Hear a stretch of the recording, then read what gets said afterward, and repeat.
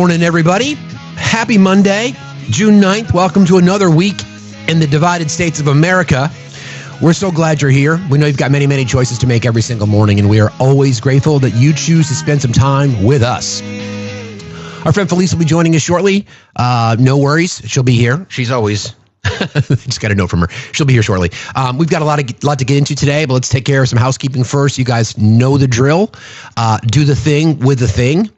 Tapping is clapping, sharing is caring, liking is loving. We appreciate that very, very much. We are crowdfunded. You want to support the channel? You can find the various things that support channels. I'm using coded language to try to avoid getting restrictions.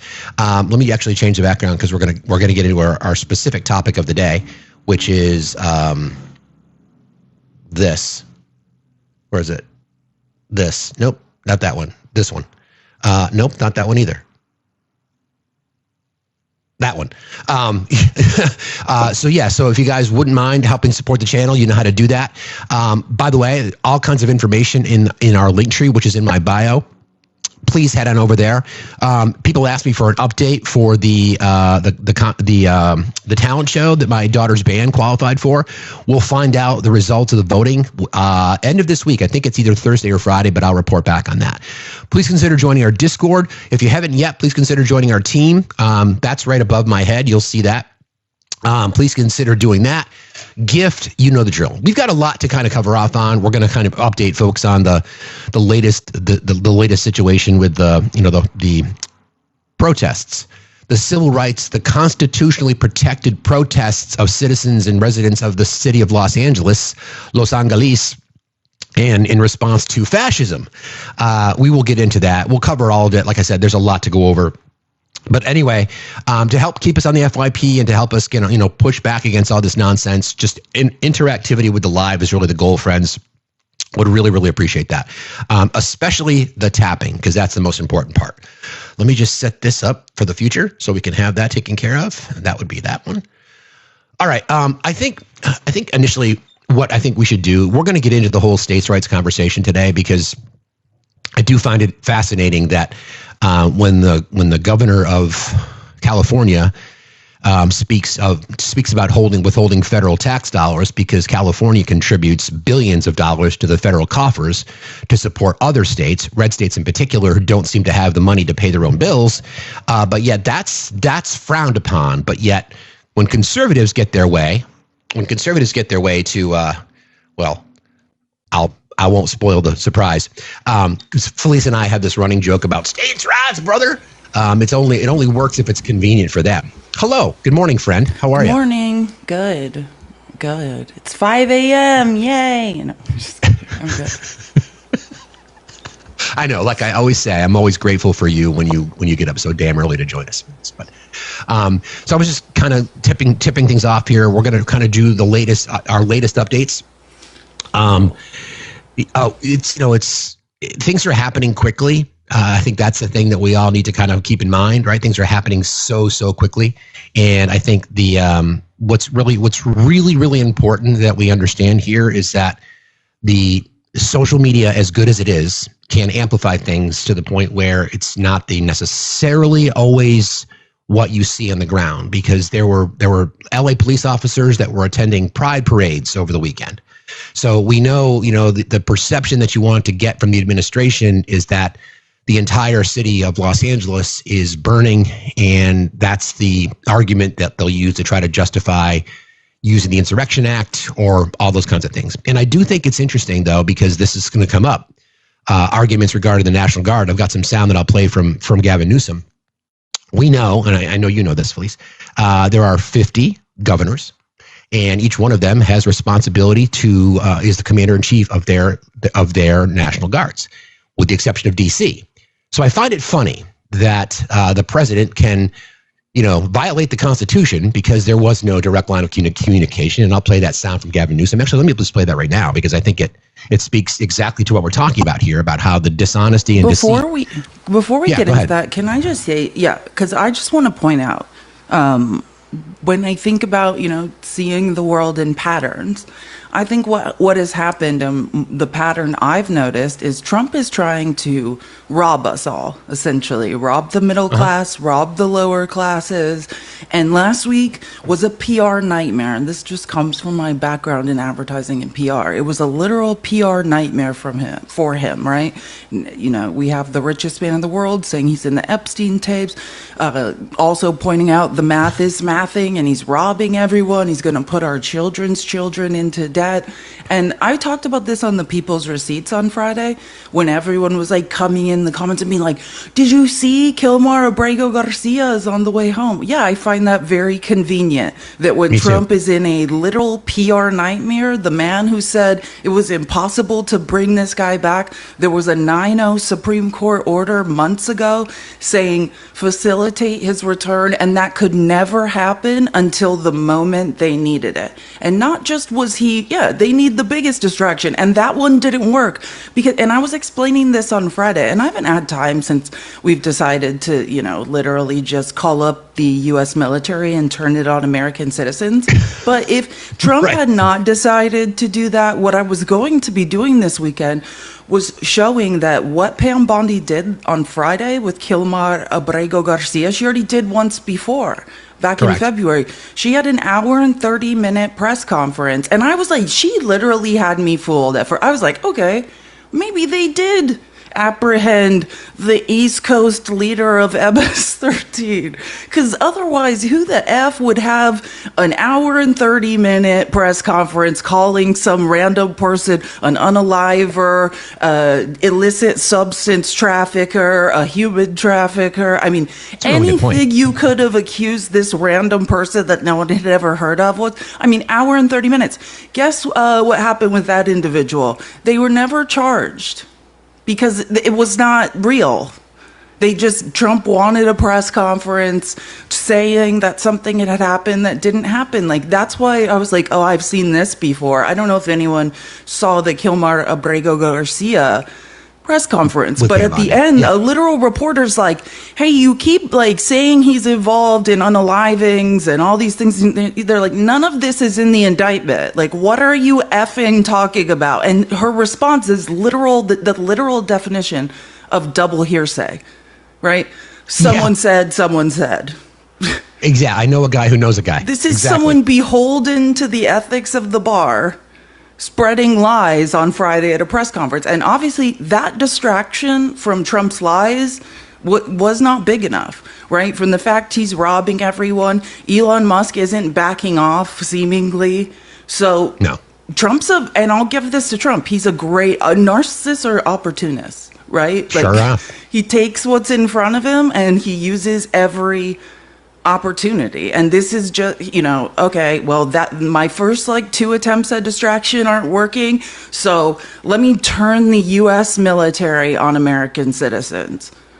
That's exactly right. Did we hear the big push in regards to Kilmar Abrego Garcia now is that he's a schmafficker, right? And that was never brought up before. That was never mentioned before. Interstate schmafficking. It was just about his connections to MS-13. There was never any, to your point, right? This is all part of we've talked about this numerous times about everything is a distraction.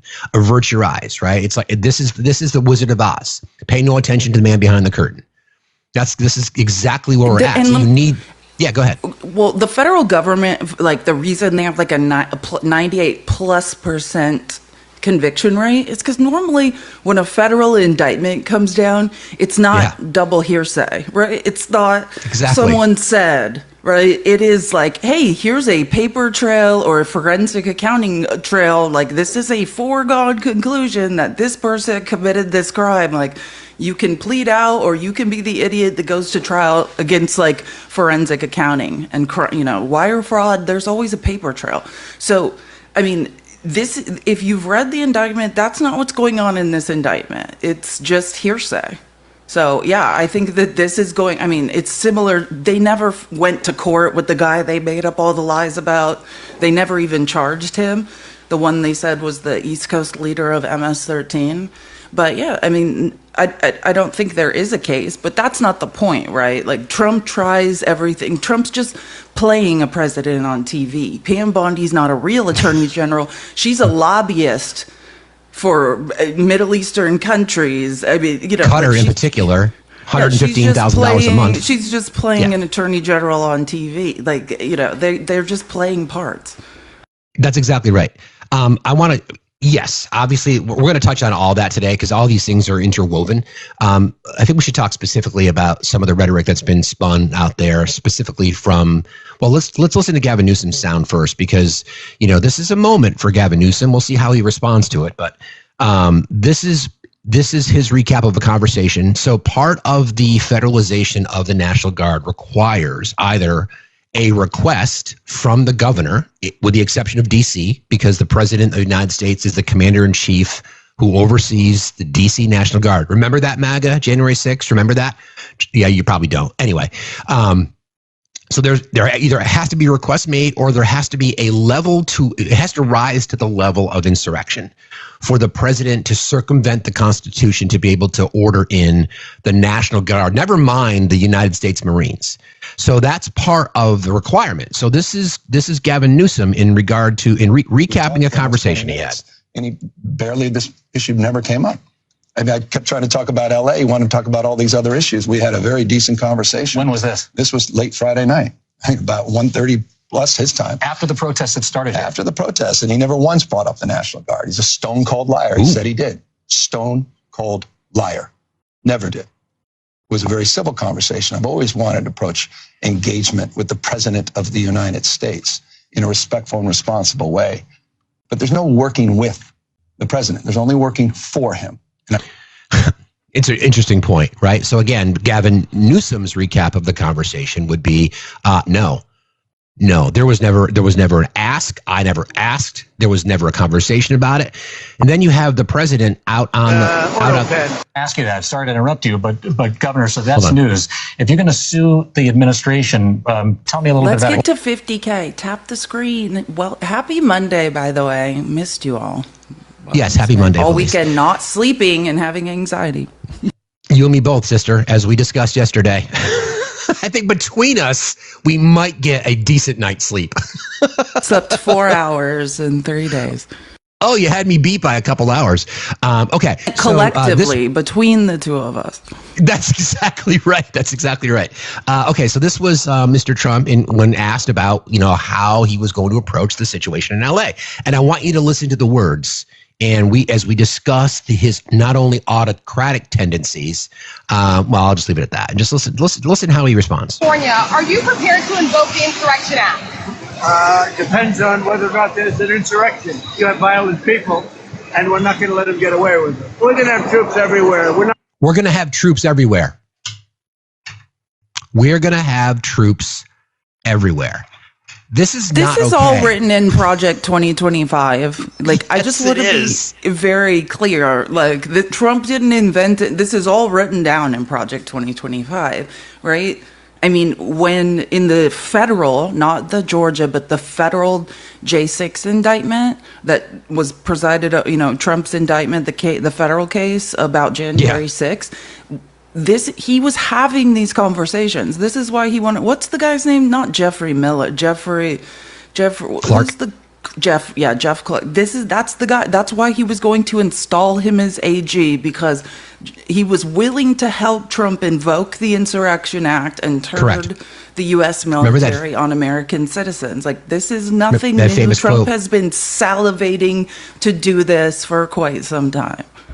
Remember that famous quote? There was conversations during that time when someone said, "Well, if you do that, you're going to have people in riots in the streets." And he's like, "That's all we had the Insurrection Act for."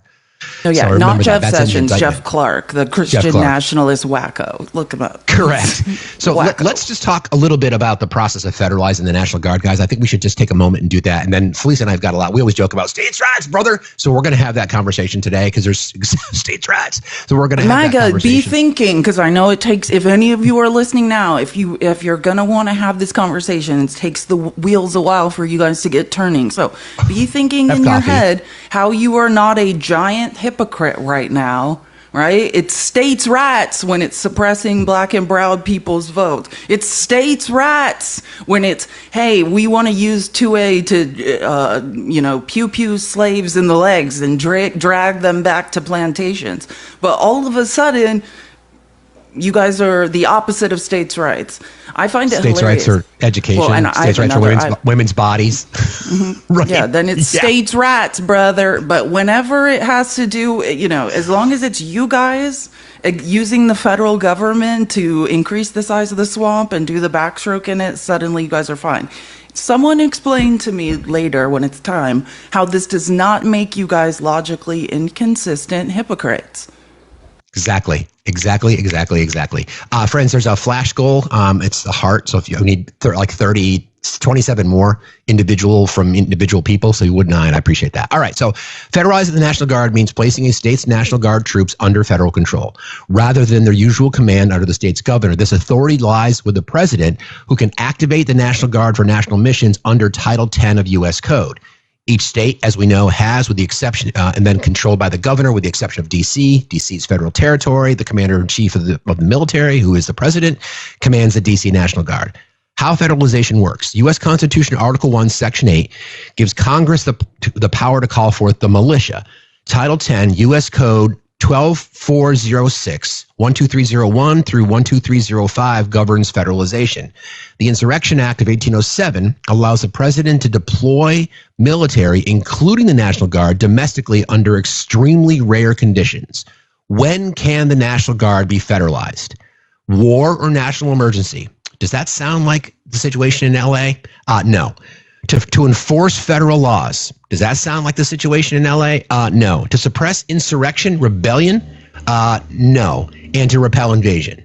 So those are the federal laws under our Constitution. Of course, what we know that Trumpers and Trump in particular don't care about. Those are what the federal laws require, either of those, to be able to use the Insurrection Act, to federalize the National Guard. The National Guard is one thing. That is the citizens' militia, if you will. But calling in the U.S. Marines? For what? For what? Again, we told you this was the plan.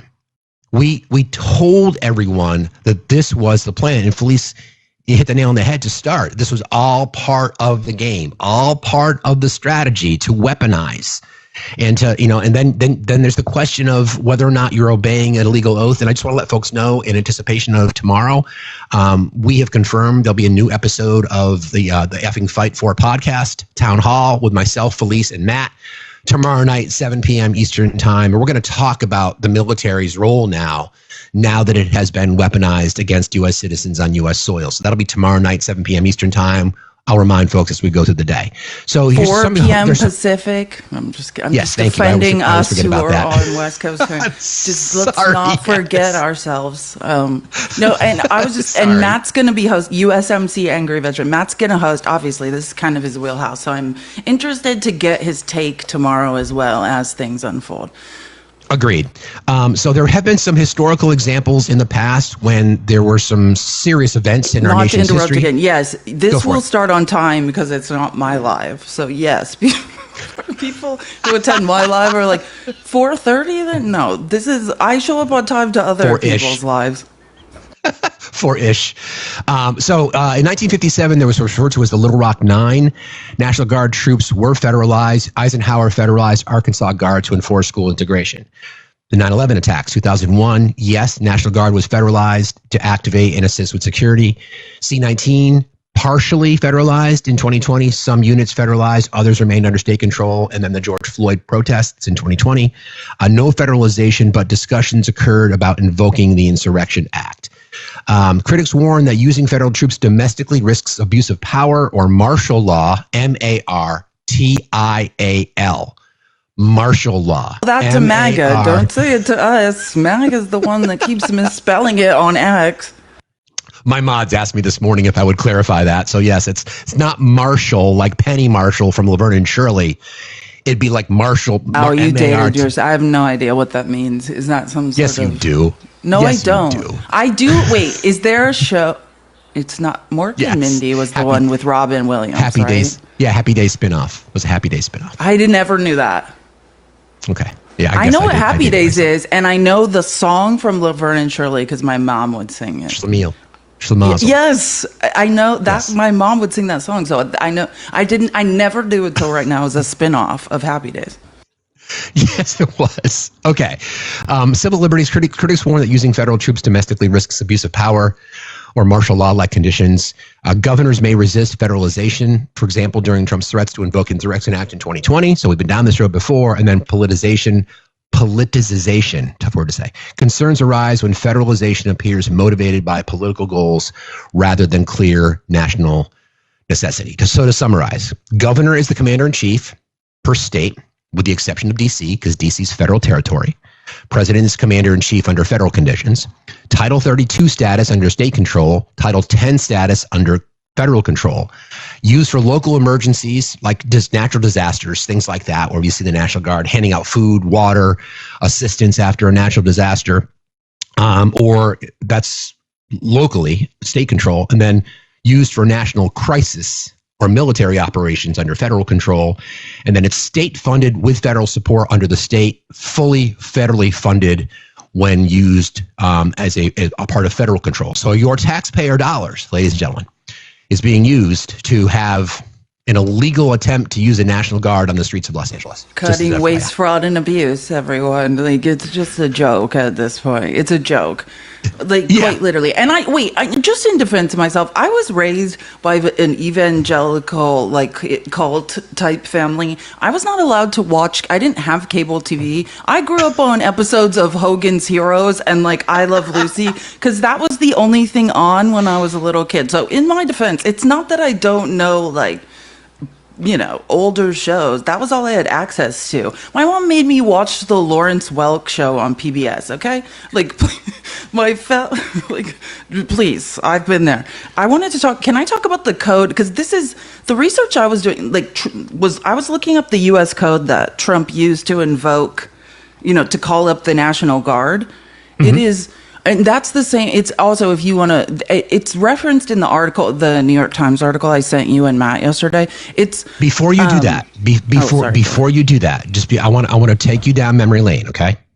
1, 2, 3, 4, 5, 6, 7, 8, Schlemiel,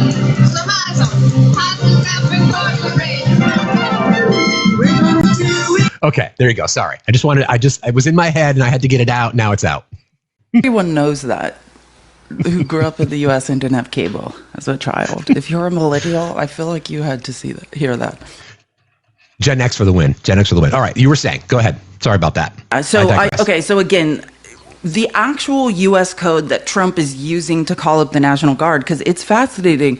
They're talking about it in like the New York Times as if it's 10 USC, which whenever you hear 10 USC, it just means United States Code, right? Title 10. Which it relates to the armed forces. Okay, so 12406 is the actual code. And it says, whenever one, the United States or any of the Commonwealth or possessions is invaded or is in danger of invasion by a foreign nation. 2, there is a rebellion or a danger of a rebellion against the authority of the government of the United States. 3, the president is unable with the regular forces to execute the laws of the United States. And then, but underneath that, right, this is a really short U.S. statute. And this is, the president may call into federal service members and units of the National Guard of any state in such numbers as he considers necessary to repel the invasion, suppress the rebellion, or execute those laws. Orders for these purposes shall be issued. Now, here's the best part, because I know Trump can't read and couldn't name this statute. Shall be issued through the governors of the states. Or in the case of the District of Columbia, through the commanding general of the National Guard of the District of Columbia, which on that, you know, on J6 was Christopher Miller, after you really learn like the chain of command with the National Guard in D.C. So, I mean, like, I get it. He's just like, oh, up here. Because, I mean, and this is my assumption. I haven't talked to Trump directly about this, nor do I think he could. I mean, I've listened to him. You haven't called him? You haven't well, he picked up the can't phone and walk with, I mean, who knows? He fell up the stairs twice yesterday. I mean, the man is incapable of even walking. So, did you see him? He's like screaming at the press and then falls up the stairs. Like, but we're supposed to see that. Wow. What? Oh my God. Trump took a spill. That. Trump took a spill. I can't wait till we get to court to talk about who's more senile, Trump or Biden. I can't wait. I hope we invalidate all the pardons. I don't care. I'm never going to get a pardon. I'll never have $1 million to buy a pardon. Nope. Like, I don't think the people that Biden pardoned ultimately did anything wrong. Except, I mean, Hunter Biden might have to serve whatever his jail sentence would be. But whatever. Who cares? I mean, I don't care. You shouldn't do what you did if you don't want to go to jail. So ultimately, I don't care if all those pardons are repealed. So all those rich people have to go to jail and pay their restitution. Trump has cost us over $1 billion just with his pardons in 2025 in restitution to the United States taxpayers that will no longer be paid by people that committed white collar fraud. I'm with you on the pardon thing. I think that's a conversation that we should be able to have. Like, I get it now. It's presidential. It's unchecked. It's unfettered. They can pardon whoever they want. But, Joe Biden takes a lot of heat for some of the people that he pardoned. But there was people that were on death row. He just commuted their sentence so that they're no longer on death row, but they're still serving life in prison. So it's like it's people that were like community leaders on house arrest. Or weed charges or whatever. Like, give me a break. It's just like I don't believe in capital punishment. So I wish there was no such thing as death row, quite frankly. But that's a conversation we could have a different day. But you're right. But I do. Maybe we should set the precedent that people in Congress should be prosecuted. Because I guarantee the real criminals are on Trump's side. There's so many Pete Sessions. I'm talking to you, Ron Johnson. You guys should have all been indicted for J6. Barry Loudermilk. Let's play this game. I would love to play it. I'm not into nepotism. I don't think I'll ever be granted a pardon for any reason, so I really don't care. But wait, and someone in the comments made a good point. Whilst this was all going on, right, the relatively peaceful protests, again, there's always going to be bad actors in a protest. I mean, that's just the nature of it. I could get into psychological studies about that. But yeah, the majority on Saturday of protesters, the vast majority were peaceful. Trump was at a UFC event, acting an absolute fool, embarrassing himself, whilst he's saying that he's calling up the U.S. military and turning it on American citizens. He's making a fool of himself at a UFC event. Something that you said too, specifically regarding holding elected officials accountable, which is again language in the big, bold, beautiful piece of shit bill that said that judges cannot hold federal officials in particular in contempt. So that was something that I forget the specific language, but basically that they're immune from justice. I mean, why would not that be they in a can't budget? Hold them? That's not what it is. It's basically something what it is lines. what they're mad about is that because Trump continues to violate the Constitution over and over, unquestionably, they say he's the victim of over-judging. The job of the federal judiciary is to interpret the law and limit the executive branch. That's their job. And when someone is trying to do things like, send people to concentration camps who entered the country illegally and who deserve due process, the federal judiciary is going to have to get involved. And what they're mad about are nationwide injunctions, right? A federal judge in, say, wherever, Alabama, saying, hold on, this is a nationwide injunction and you can't remove anyone else until we figure this out. It goes to the Court of Appeals and we figure this out. That's right. And what the loophole, which it's insidious, and this is how Republicans are insidious liars, is apparently in the actual U.S. code of the law, it says that all of these nationwide injunctions need to be backed by a security bond. And if they're not backed, and what the language they entered into the big ugly bill is, if these injunctions aren't backed by a security bond, then they will be invalidated, which the language they wrote it in is asinine. Like, it's literally in perpetuity, you know, goes back forever. And any federal ruling, they didn't even put nationwide injunction. It's just any ruling by a federal judge that wasn't backed by a security bond will be invalidated. Yeah, and why would you need to have language like that unless you wanted to protect your criminality?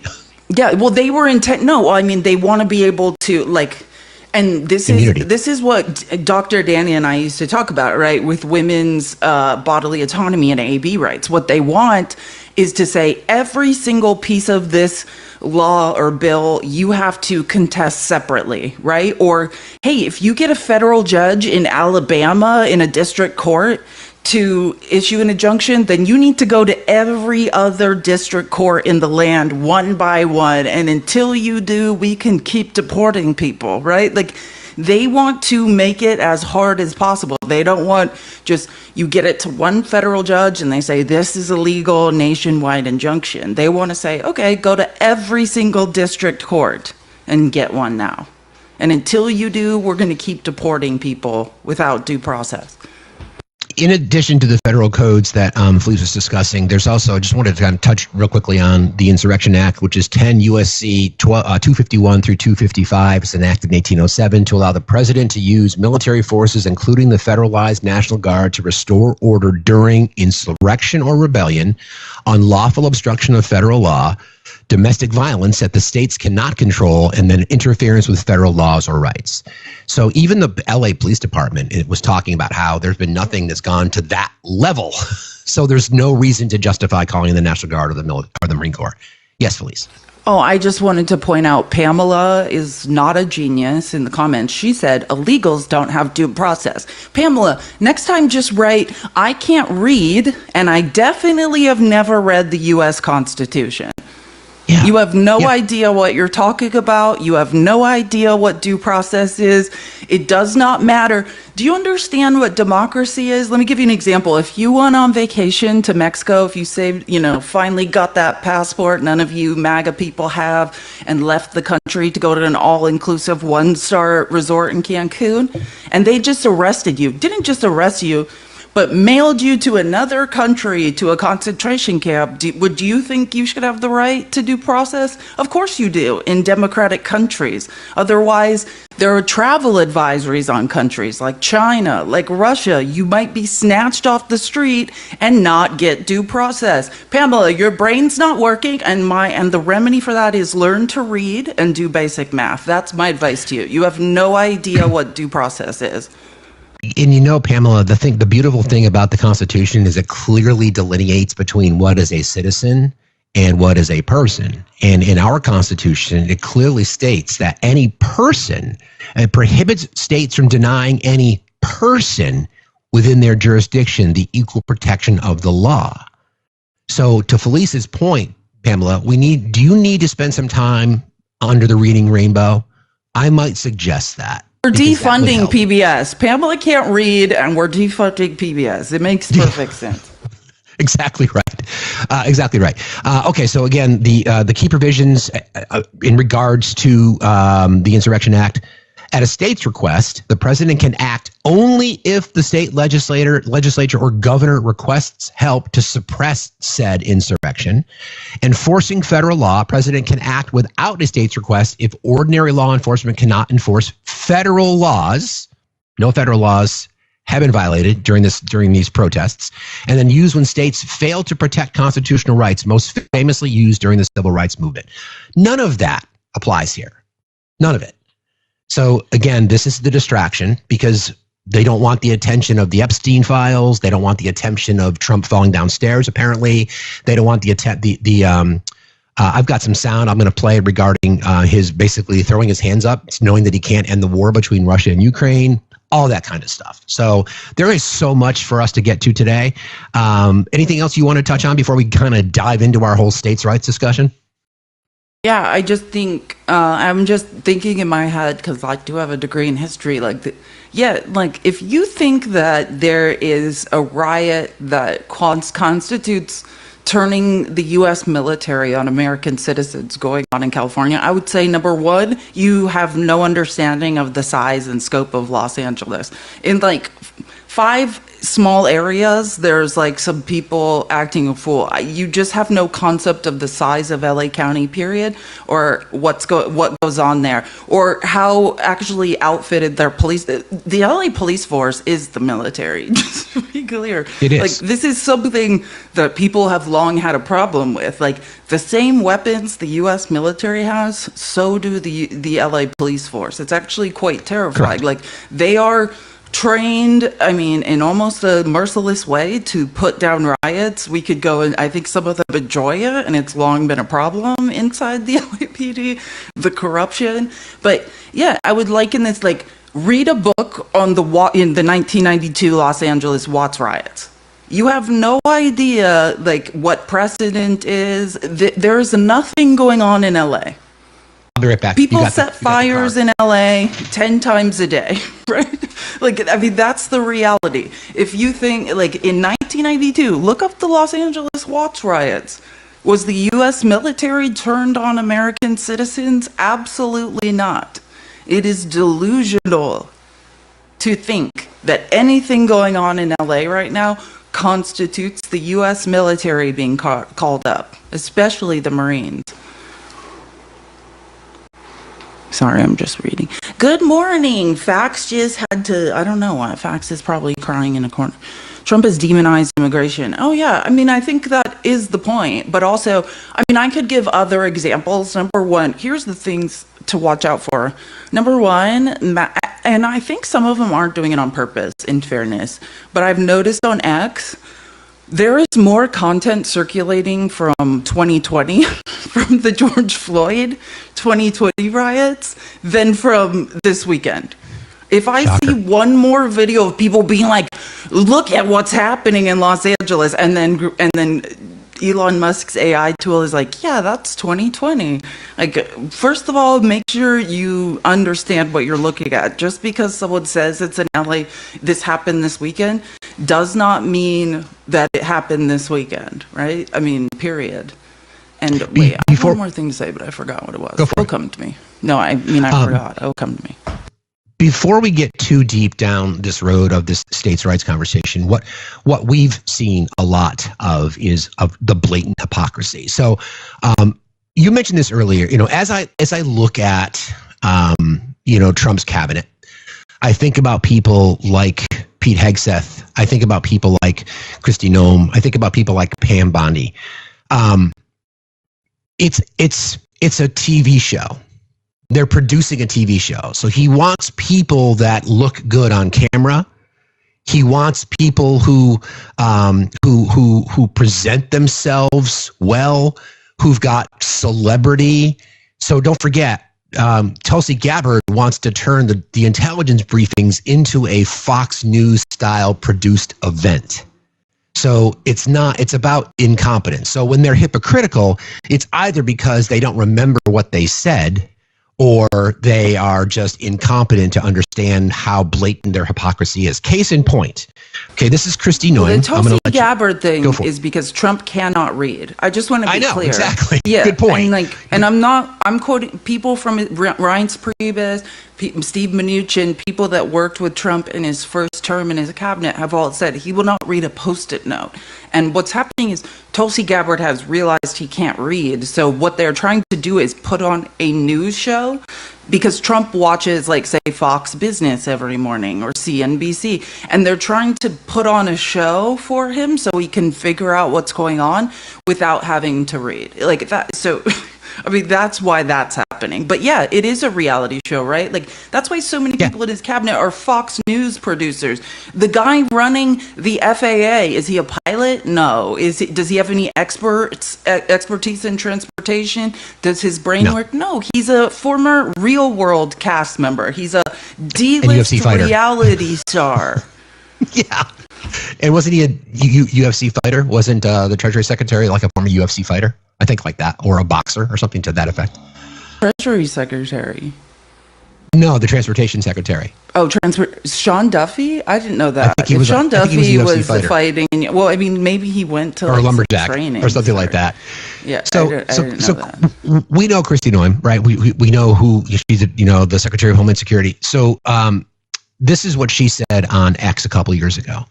If Joe Biden federalizes the National Guard, that would be a direct attack on states' rights, brother. Over the last several years, we've seen Democrats try to take away our freedoms of religion, assembly, and speech. We can't let them take away our rights to defend ourselves, too. South Dakota defends the Constitution. So, Kristi, since it's your agency, it's ICE and other people running around with masks on. I'm going to play some sound about that mask in a second. Isn't it funny, though, when you are now the person in charge and you are following a fascist manifesto? Apparently, you don't care about individual state freedoms. You only care about what looks good on TV. Right? That's crazy. And also, she didn't want, I mean, not to go back, but I've read a lot of I love Crew, Citizens for, Responsibility and Ethics in Washington. This is what Trump, Trump stole a bunch of people's security clearances. He hates Norm Eason, who runs Crew, the Citizens for Responsibility and Ethics in Washington, that they're the people responsible for figuring out the whole Pam Bondi accepted a check was bribed by Trump situation. They basically do a ton of research, submit a Freedom of Information Act request. They're the ones, Chrissy, why am I wanting to say whatever her name is? What is it? Kristi Noem? Whatever. She's mad at Biden for implying she's like, if Biden calls up the National Guard, then that's illegal. She used a billionaire's money, right? Uh-huh. One of my favorite research papers ever written by the Citizens for Renewed Ethics in Washington, Norm Eason and Noah Bookbinder. She used a billionaire from Tennessee's money to call up the South Dakota National Guard and send them to the border. She didn't want Biden to do it, but then imagine the implications of if somebody who has billions of dollars can raise the U.S. military. You want to talk about an oligarchy? I mean, that's what was revealed. And the golden boy, the Senate Majority Leader John Thune, realized what was going on, and they have Freedom of Information Act requests with his emails being like this is not okay. You've got some billionaire in Tennessee paying to deploy the South Dakota National Guard to the border. This is insane. And the logic was, which didn't end up working in the end. Yeah, South Dakota had to change things because it's so illegal to have a billionaire funding the South Dakota National Guard being called up on U.S. soil. But they said that illegality. The first largest indigenous reservation, I hate that word, is, the Window Rock in the Four Corners area of Arizona. The second largest is in South Dakota. It's called Pine Ridge. And her legal justification, which was ridiculous, and she's not allowed to step foot on that reservation again because she lied. She said it was a forward operating base, Pine Ridge Reservation, one of the most oppressed areas with the highest unaliving rate in the country. It was a forward operating base for the Mexican cartels. And that's why she could call up the South Dakota military and turn it on U.S. citizens, was because the cartel was now invading South Dakota, which is a complete lie. There was no evidence of this, and she's not allowed to step foot on that reservation for lying on indigenous people.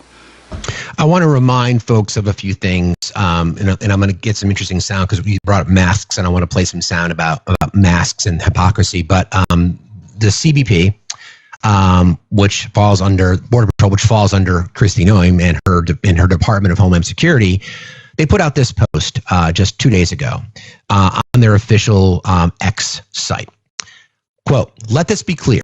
Anyone who assaults or impedes a federal law enforcement officer or agent in the performance of their duties will be arrested and swiftly prosecuted to the fullest extent of the law.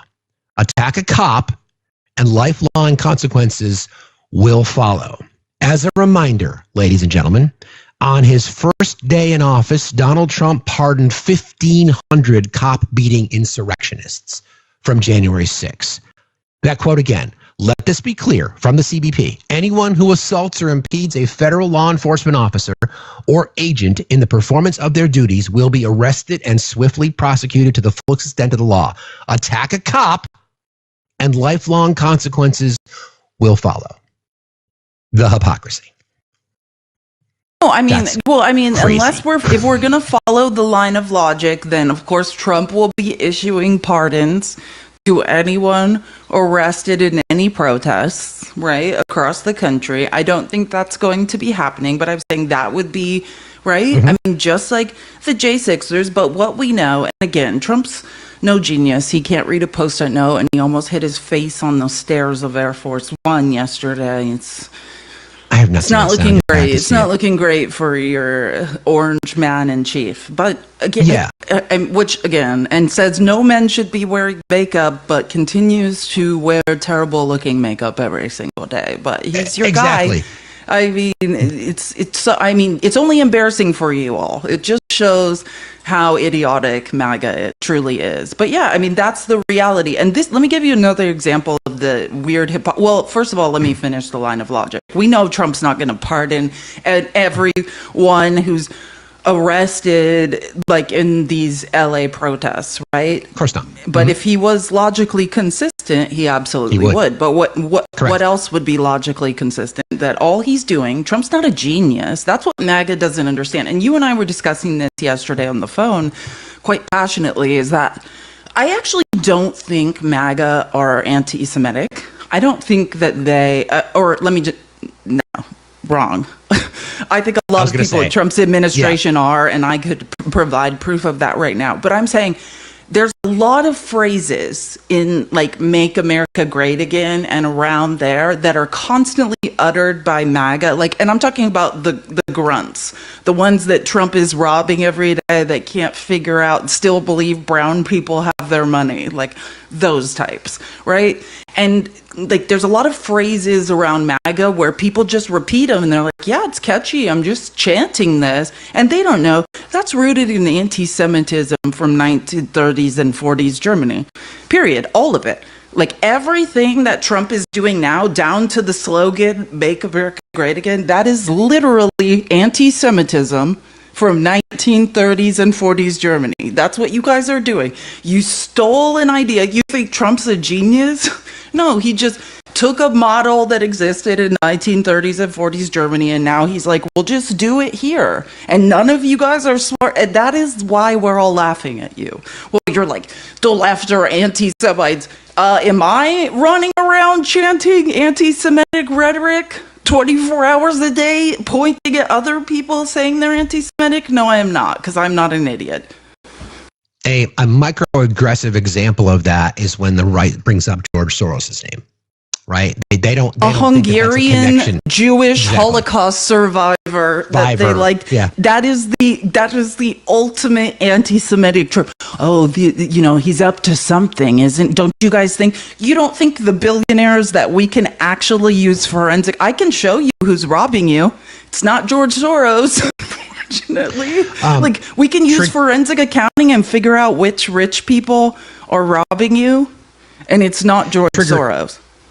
Trigger, if you want some attention, I mean, I understand. Here's the problem, though. When you write a sentence that says, we won the election, we're the ones laughing, it would be we apostrophe R-E, as in we are the ones laughing, not were.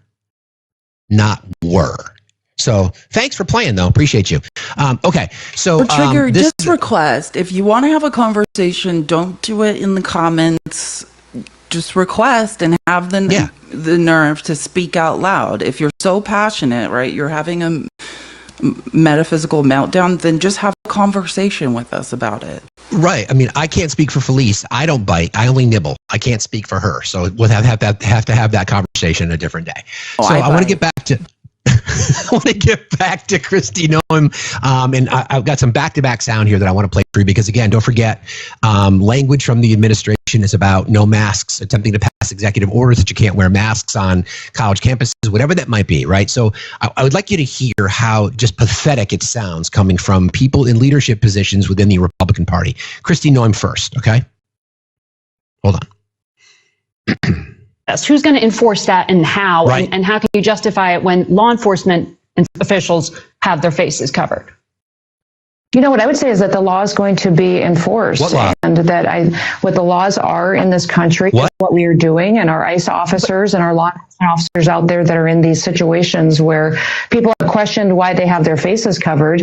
It's for the safety of those individuals or the work that they're doing as far as protecting their identity so they can continue to do investigative work. So, but are you tasking the National Guard soldiers with removing masks from protesters? I mean, are you trying to use them in that way?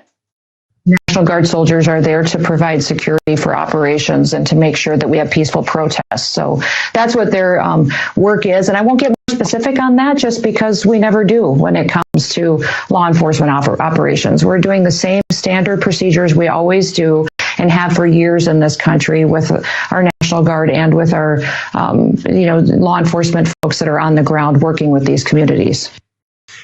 What? First of all, what law? So that's Kristi Noem. And then Mike Johnson kind of doubles down on the same bullshit. Again, asked about why ICE agents can should be able to shield their identity. Mandated mask wearing for years in America. It's absurd. They need to back off of ICE and respect our agents and stop protesting against them. You're okay with these agents sort of not identifying themselves when they're arresting migrants? Why? So that they can target them? So they can put their names and faces online and dox them? That's what these activists do. Yes! Can you believe that? But the question was asked, so you're okay with ICE agents being able to hide their identities? And his response was, why, so people can dox them? How about we'd like to find out if they're actually fucking agents? Because we know that the Oath Keepers, Proud Boys, and other white supremacist hate groups have been deputized. We know that. So it could be anybody. It literally could be anybody cosplaying. They could assimilate into the crowd of the brown shirts. They could just walk off the street. They could be a Kyle Rittenhouse in disguise. They could walk up there, have the exact same costume on, and committing federal crimes. I mean, make it make sense. If you don't have anything to hide, as Triple K Caroline tells us every day, the most transparent administration in U.S. history. If that is really true, then why are you hiding? Did you just throw up from saying her name? I have that same feeling all the time. I was like, have you heard me talk about her cross? So I have this theory, this running joke. Just I love that one, Lysandra, whatever her name is, that keeps putting on like traffic cones as crosses. Have you seen the woman that pretends to be her every day on TikTok? Yes. Every day it's a different cross. When I read or when I play some sound from Caroline, because I had this theory that when she's really lying, she doesn't wear her cross, because if she did, it would burn a hole in her chest. When she's just kind of lying, she puts her hand over it so nobody can see that she's wearing one. So that when I play sound or read something from her, I say, oh, by the way, guys, she's not wearing her cross today, or she is wearing her cross today. So now it's becoming something I look for when I look at her press conferences. It's like, uh-oh.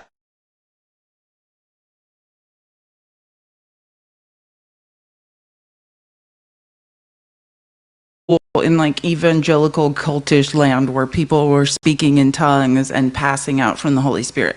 And I just think nobody, you can't work in the Trump administration and be synonymous with the New Testament and Christianity and what Jesus Christ himself was doing and saying in the New Testament. It's diametrically opposed. So to me, if you're claiming to support Donald Trump and then also alleging to be a Christian, then no, you're not. I mean, truly, you can't be. They could just seem like, have you read the New Testament? This is not the Old Testament, an eye for an eye. It's just all very confusing. Here's my other example, though, by the way. I just want to give an example of like states' rights, brother. And again, MAGA, just come up here and have the conversation. Stop. I know you're all thinking in your head that you have something to say, so just let's all have a civil conversation about it. I think modeling, and this is just the teacher in me, I think it's important to have these conversations. So I do welcome anyone who has thoughts about this to have the conversation. And like, you know, which again, I'll just say this, as someone who can read, and when the big corrupt bill that's going to rob every American, but put the 0.1%, or I think you have to make 360,000 when you factor in tariffs to get to make $250 like at the end of the year. Right. So, I mean, the majority of us are essentially being robbed, especially by that bill. And when I stayed up for 48 hours when that bill was going through the House the first time and being debated in the Rules Committee. So I'm not saying that Margarine is a genius. I actually think she's a fraud in that people were screaming on the House floor before the vote about what Margarine is saying now. She's like, oh, I had no idea that you couldn't, which I agree with. I'm glad that Margarine is speaking up, because for some reason, I think there is a contingent of idiots that do listen to her, whereas everyone else was screaming this. Hey, a lot of this bill is just kickbacks for big oil that bribed Trump, big oil and liquid natural gas, and also for the tech bros, the tech oligarch, the unregulated Wild West tech industry. And one of those rules is no states can regulate AI for 10 years.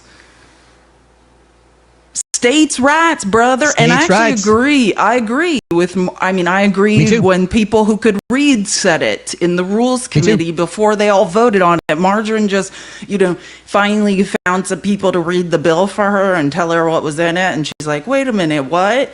But yeah, that is a states' rights issue. It's a federalism issue, right? And if you say that you're a proponent of the Federalist Papers and states' rights, brother, then yeah, there is no way in hell we should agree to not regulate AI for 10 years. Understand, if you're a truck driver, which is a pretty good middle to upper middle class, depending on how efficient you are at an income, right, for a family, no, driverless trucks are on the roads now, and they're basically that are operated by AI, and you can't do anything to stop that for 10 years. I mean, AI is endangering our children, and don't worry, you can't regulate that for 10 years. I mean, this is what Trump is trying to do. You guys said that Trump was going to drain the swamp. Trump is growing the size of the swamp and defying federalism, defying states' rights, brother. And so that's my question. You can't have it both ways, right? And this is what I wanted someone to talk about. Just like I knew about the AI provisions because I could read before she did, right? And she's like, this is crazy. What about states' rights? Same thing with Trump calling up the National Guard. What about states' rights? Exactly.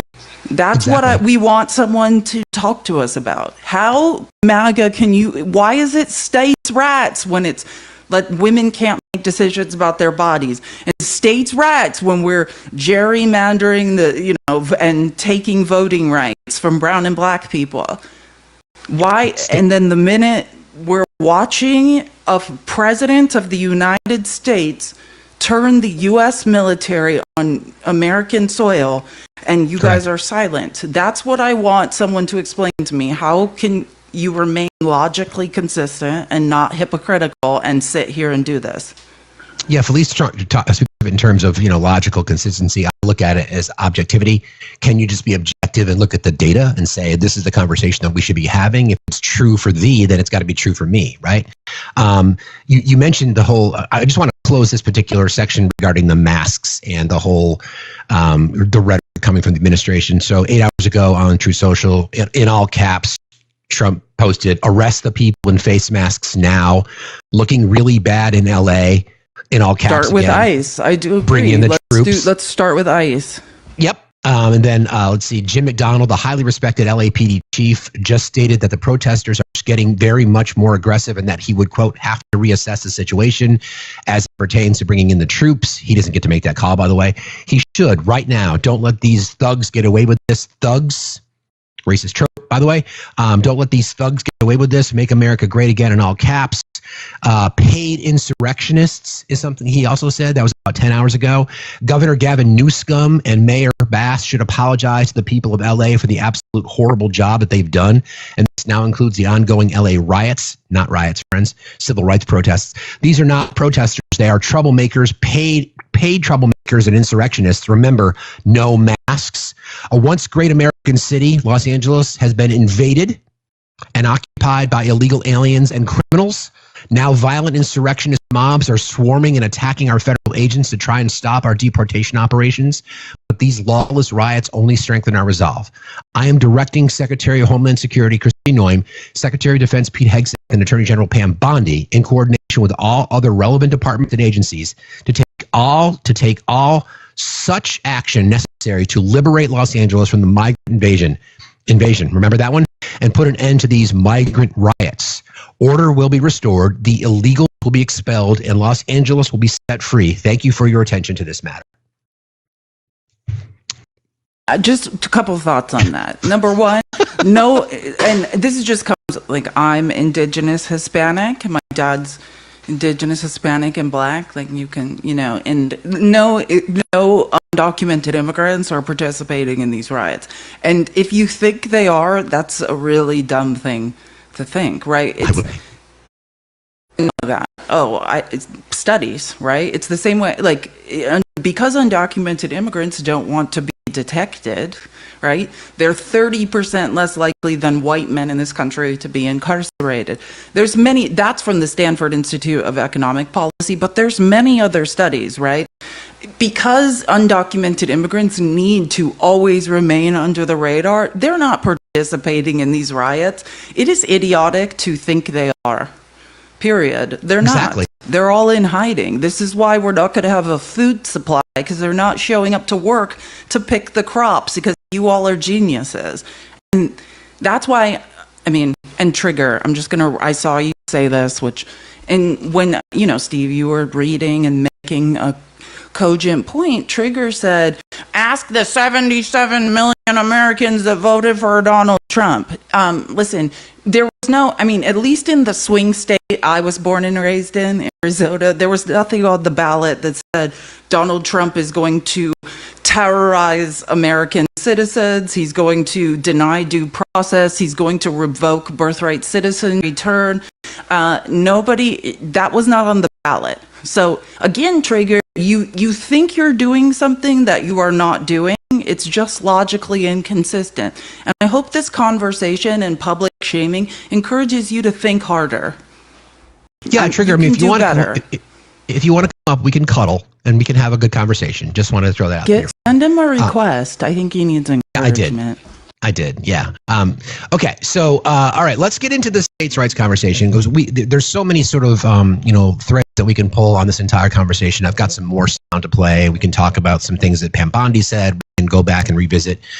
We're also expecting a visitor, a gentleman we had a conversation with last week, Andrew. He may join us to kind of talk more about Russia, Ukraine, because now we know the president has basically put his hands up saying, I can't fix this. Like, I don't know why I promised people that I would. I was just exaggerating. But we're going to talk about states' rights, brother. The reason we do this is because when Felice started saying that, every time I was watching her live and she said it, I would always comment like with my smiley face or laughy emoji, because it cracks me up. But we're here. It's time. States' rights refers to the political and legal concept that U.S. states have certain powers and autonomy that the federal government cannot override. It's rooted in the Constitution, specifically the 10th Amendment, which states, the powers not delegated to the United States by the Constitution nor prohibited by it to the states are reserved to the states respectively or to the people. Typically speaking, what states' rights include? Education policy. I want to talk about that briefly, because most people, when we watch MAGA Lives, believe that the Federal Department of Education is setting curriculum at Mary Smith Elementary in Walla Walla, Washington. No. The Department of Education does not have a role in curriculum. Their primary functions are civil rights protections and supporting civil rights protections at the public school. Also, I know, please shake her head. Also, guaranteed access to federal student loans, support for IEPs and 504 plans, or 509, 504, I forget. I think it's a 504, which again provide resources and services for children in public schools who have special needs. So education policy is set at the state level, It's and very 504. often You got it right. Yeah, I thought so. I got it right. I thought so. Thank you, guys. Again, we have the smartest chat on TikTok. Collectively, we determined that last week. Collectively, we have the smartest chat on TikTok. So, education policy set by the state. Think Moms of Liberty at school boards. That's that's a individual please, decision. you gotta say it for Trigger. Trigger doesn't know Trigger. What we're talking about when we say IEP and 504 plans.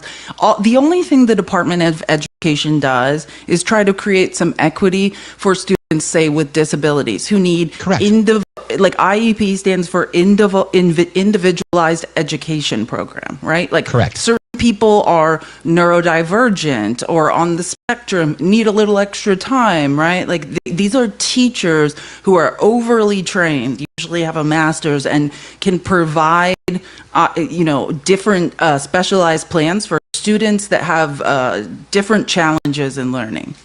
Correct. Exactly. Criminal law and policing is something that is dedicated to the states. Think about federal laws regarding 420. In certain states, it's legalized recreationally. In certain states, it's legalized for medicinal purposes only.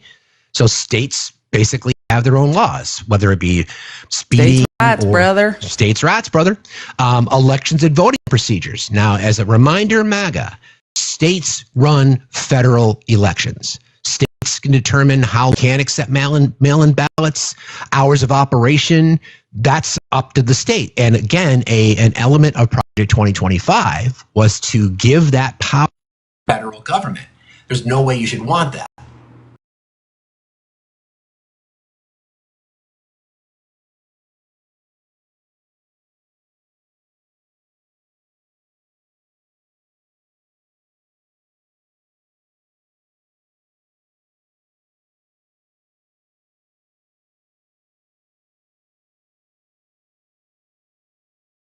Like your microphone went off and then we were just hearing you kind of like talk with your phone microphone or something. Whoopsies. Sorry. Yeah, and I would just like that. The devil's lettuce is a great example. Like I said, I'm a native born Phoenician. I only say that because very few people are born in Arizona and raised there. And like you could not, most of our state legislature is Republican. Maricopa County, where most of the inhabitants in Arizona live, is controlled by Republicans, and you will not be able to pry that devil's lettuce out of their cold, dead hands. That is an example of when Republicans are like, states' rights, here we go. Like, we love this. Oh, no problem. Yeah, no problem. I could talk. And that's the weird dichotomy. When states' rights is convenient for, Republicans, that they're all about it. Yeah, like, oh, the devil's lettuce feels great. Like, I'm getting older and I would like to be, comfortably numb for 80% of my life. Then they're on board. It starts generating tons of revenue for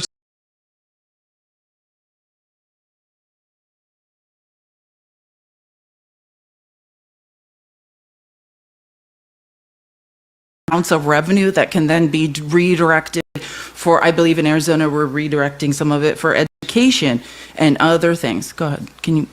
Are you there? No, I can't hear you. It's so weird. It's almost like a cord unplugged. It was just like sudden.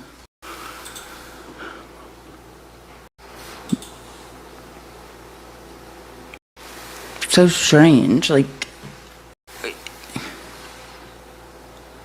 oh yeah, and you're on your phone, not on TikTok. Because I was gonna say, if you're on a computer, check your sound mixer on the computer, but you're not. So this sometimes happens. I know, Florida. You guys almost had the devil's lettuce. So close. But DeSantis, we can hear you.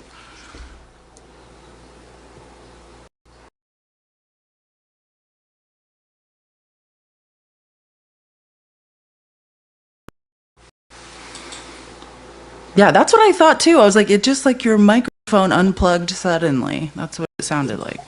You hear me now? Yeah. Yeah, okay. I'll just go old school. I'll just let the mic do whatever it's going to do. All right. So we were talking about elections and voting procedures. There's a business and commerce regulation within the state, individual commerce laws, interstate commerce laws, business laws. Some people will incorporate in Delaware because they've got very friendly business laws. The state that I live in, not a huge fan of business. It's not a business-friendly state. My state, again, and then marriage, family, and health laws. So those are examples of things that are traditionally states' rights issues. States' rights, brother. Historical use for states' rights. Sorry, guys, about the sound. I don't know what it was, but hopefully you guys can hear me okay. Is it working? I know you sound like I'm far away. I understand because you don't have my mic. But it's not that far away. It's fine. We'll survive. Oh, I just wanted to say to 1800 Jenny Craig, who said, me saying we need to get Fax a new microphone, right, was grifting. Like, that is the most delusional thing. You are grifted every day by a billionaire, by Donald Trump. Like, and you are sitting here saying that free market capitalism, what you as a conservative say that you want, right? This is an actual marketplace. That's what TikTok is, and everyone can decide what my value is and what his value is. And then when we finally conform, because I'm opposed to free market capitalism, I think it only benefits capitalists.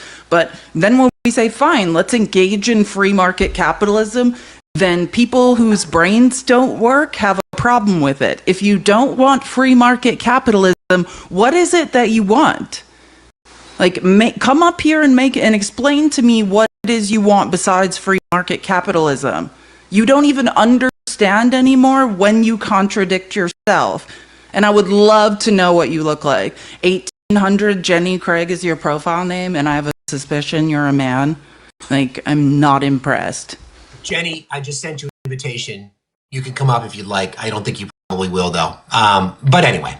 All right. So again, on the states' rights, brother, issue, historical use, pre-Civil War, states' rights were used to justify maintaining slavery in southern states. And we're gonna turn that into a conversation around 2A in just a moment, because many folks don't understand our history, our Constitution, and the actual origins of the 2A. Civil rights era, some states invoke states' rights to oppose desegregation and civil rights laws. So states' rights is rooted in racism and white supremacy. So when that term is thrown out there, people who've been paying attention, and either our historical resources like my co-host today, or people who've just been paying attention, understand what it comes from. And then the modern issues, it's invoked in debate over firearms laws, abortion rights, environmental regulations, drug legalization, as just discussed, in healthcare. Now, supporters argue it protects local control, innovation, and limits federal overreach. Okay, sure.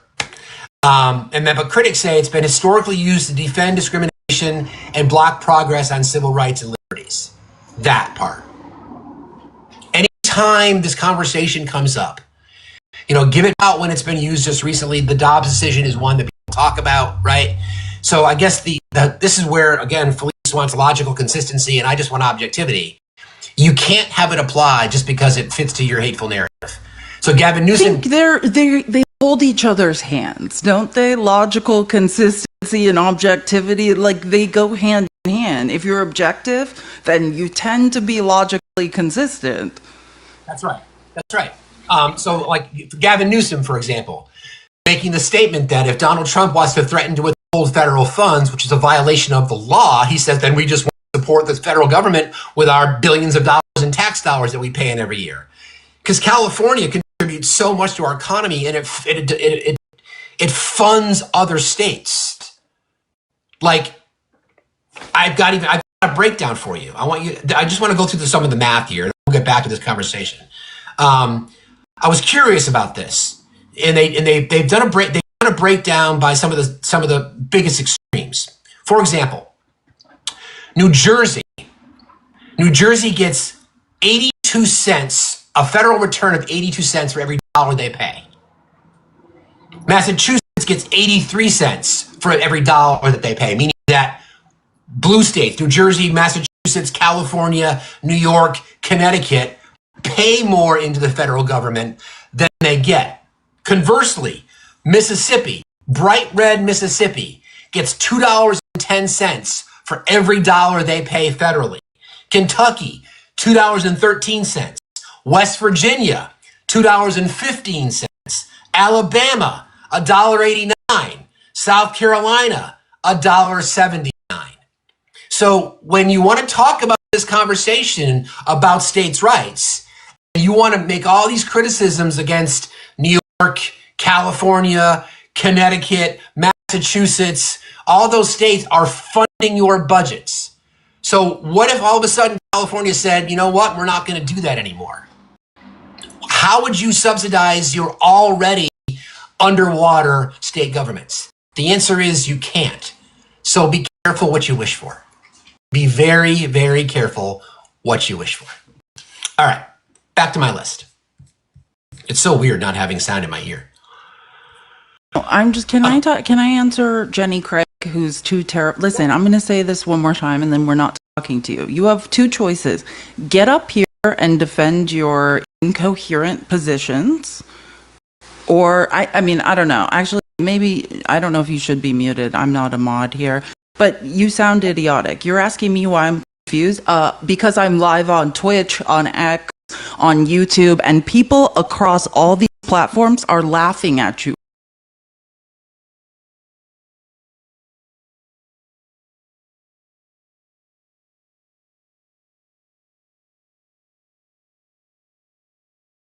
Guy's an idiot. That's what I was doing. I was watching people laugh at you. So you can come up here and you can defend your incoherent ideas and thoughts, or you can just be a coward, which I think we all know which Can you hear me now? Yes, we can hear Yes, you. okay. That's perfect. Okay, thank you. Or, you know, you very could just much. stay there in the comments and reek of insecurity. I can literally smell your insecurity. Okay, so I want to get into more back to the specifics around some of the states' rights conversations. We talked about education policy, criminal law and policing, elections and voting procedures, business and commerce regulations within the state, and then marriage, family, and health.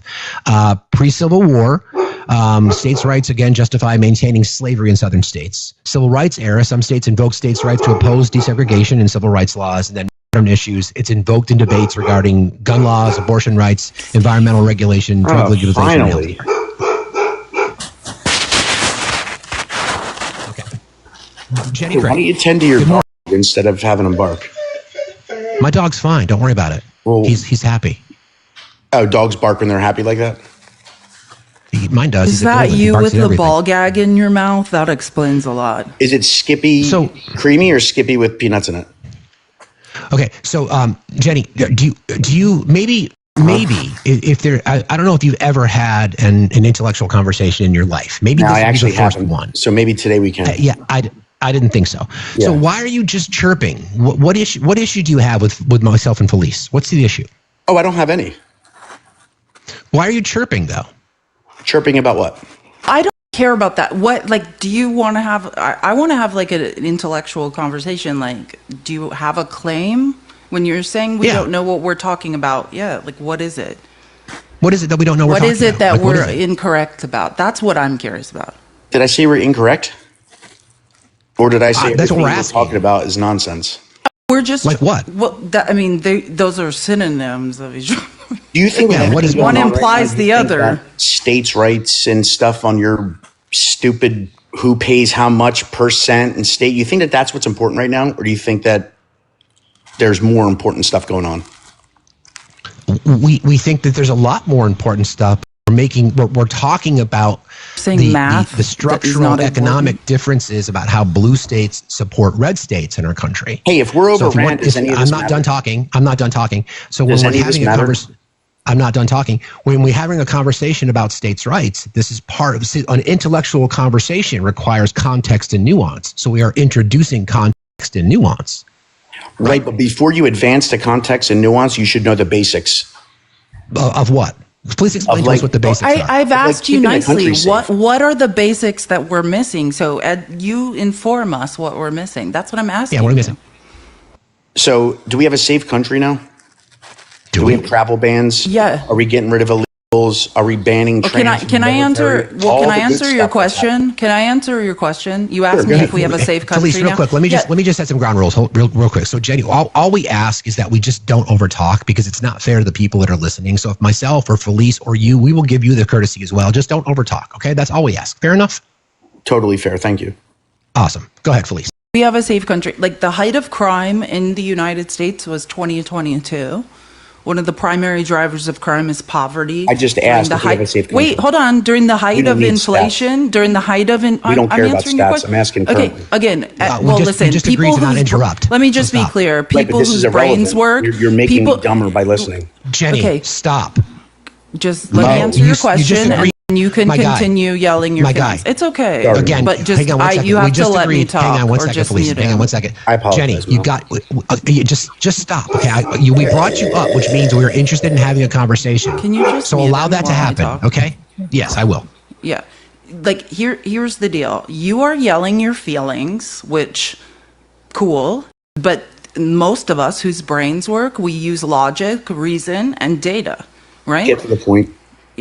Again, be quiet. So the height of crime in the United States was 2022.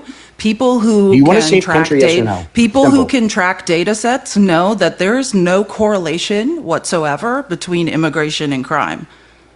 It's mathematically inconsistent to say that there is. Period. Yeah. So, and again, and I just want this conversation to continue. Again, though, you are yelling your feelings when you say, I don't care about data. What you're saying is, I have actually no positions that are based in primary resources, and I'm just going to be hysterically yelling my feelings. So, my advice to you would be to present some primary sources or data sets. Honey, if I took your advice, I'd be you. So I'm sorry, what did you say? Did you just call her honey? No, he said if I took your advice, I'd be you. I don't know. Okay. I don't care. Like, yeah, you don't need to. It's fine. Okay, so Jenny, you can't get caught up on every insecure man. I know. That. Can you tell me offensive? I guess the issue, this is the issue that we're kind of having here. Like, we're trying to have a conversation. It just doesn't seem like you want to have a conversation. Like, you want to try to hijack it and turn it into something that supports a narrative that you've been told. Now, what Felice was pointing out, this has been studied. So do you not believe that poverty is one of the main driving factors behind crime? 50-50. You mean it's 50-50 you believe that or not? I mean, it's a fact. So okay, you're living outside of reality. Just think about it. Like, if you were in a situation, do you have kids? You don't have to get too personal. If you don't want to answer, you don't have to. Do you have children? I wanted them, but I don't have them. Okay, so if you did, like I do, I've got 3. Okay, now if I was in a situation where I lost my job and my girlfriend couldn't get pregnant, but anyway, go ahead. Sorry. Okay, that was enough of that. You can just leave now.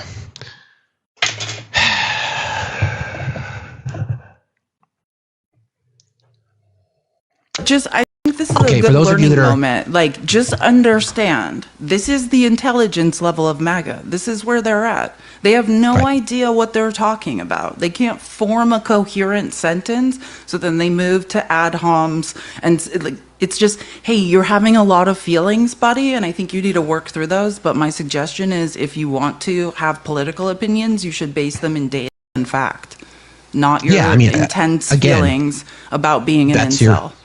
That's represent exactly, somebody just said, the perfect reflection of your party. That's exactly what I was thinking as well. So we've got another request. We'll bring up Patrick. And we've got a lot to cover, friends, but we're Patrick, don't be inappropriate. I feel like we're kind of friends, aren't we? We're a little bit friendly.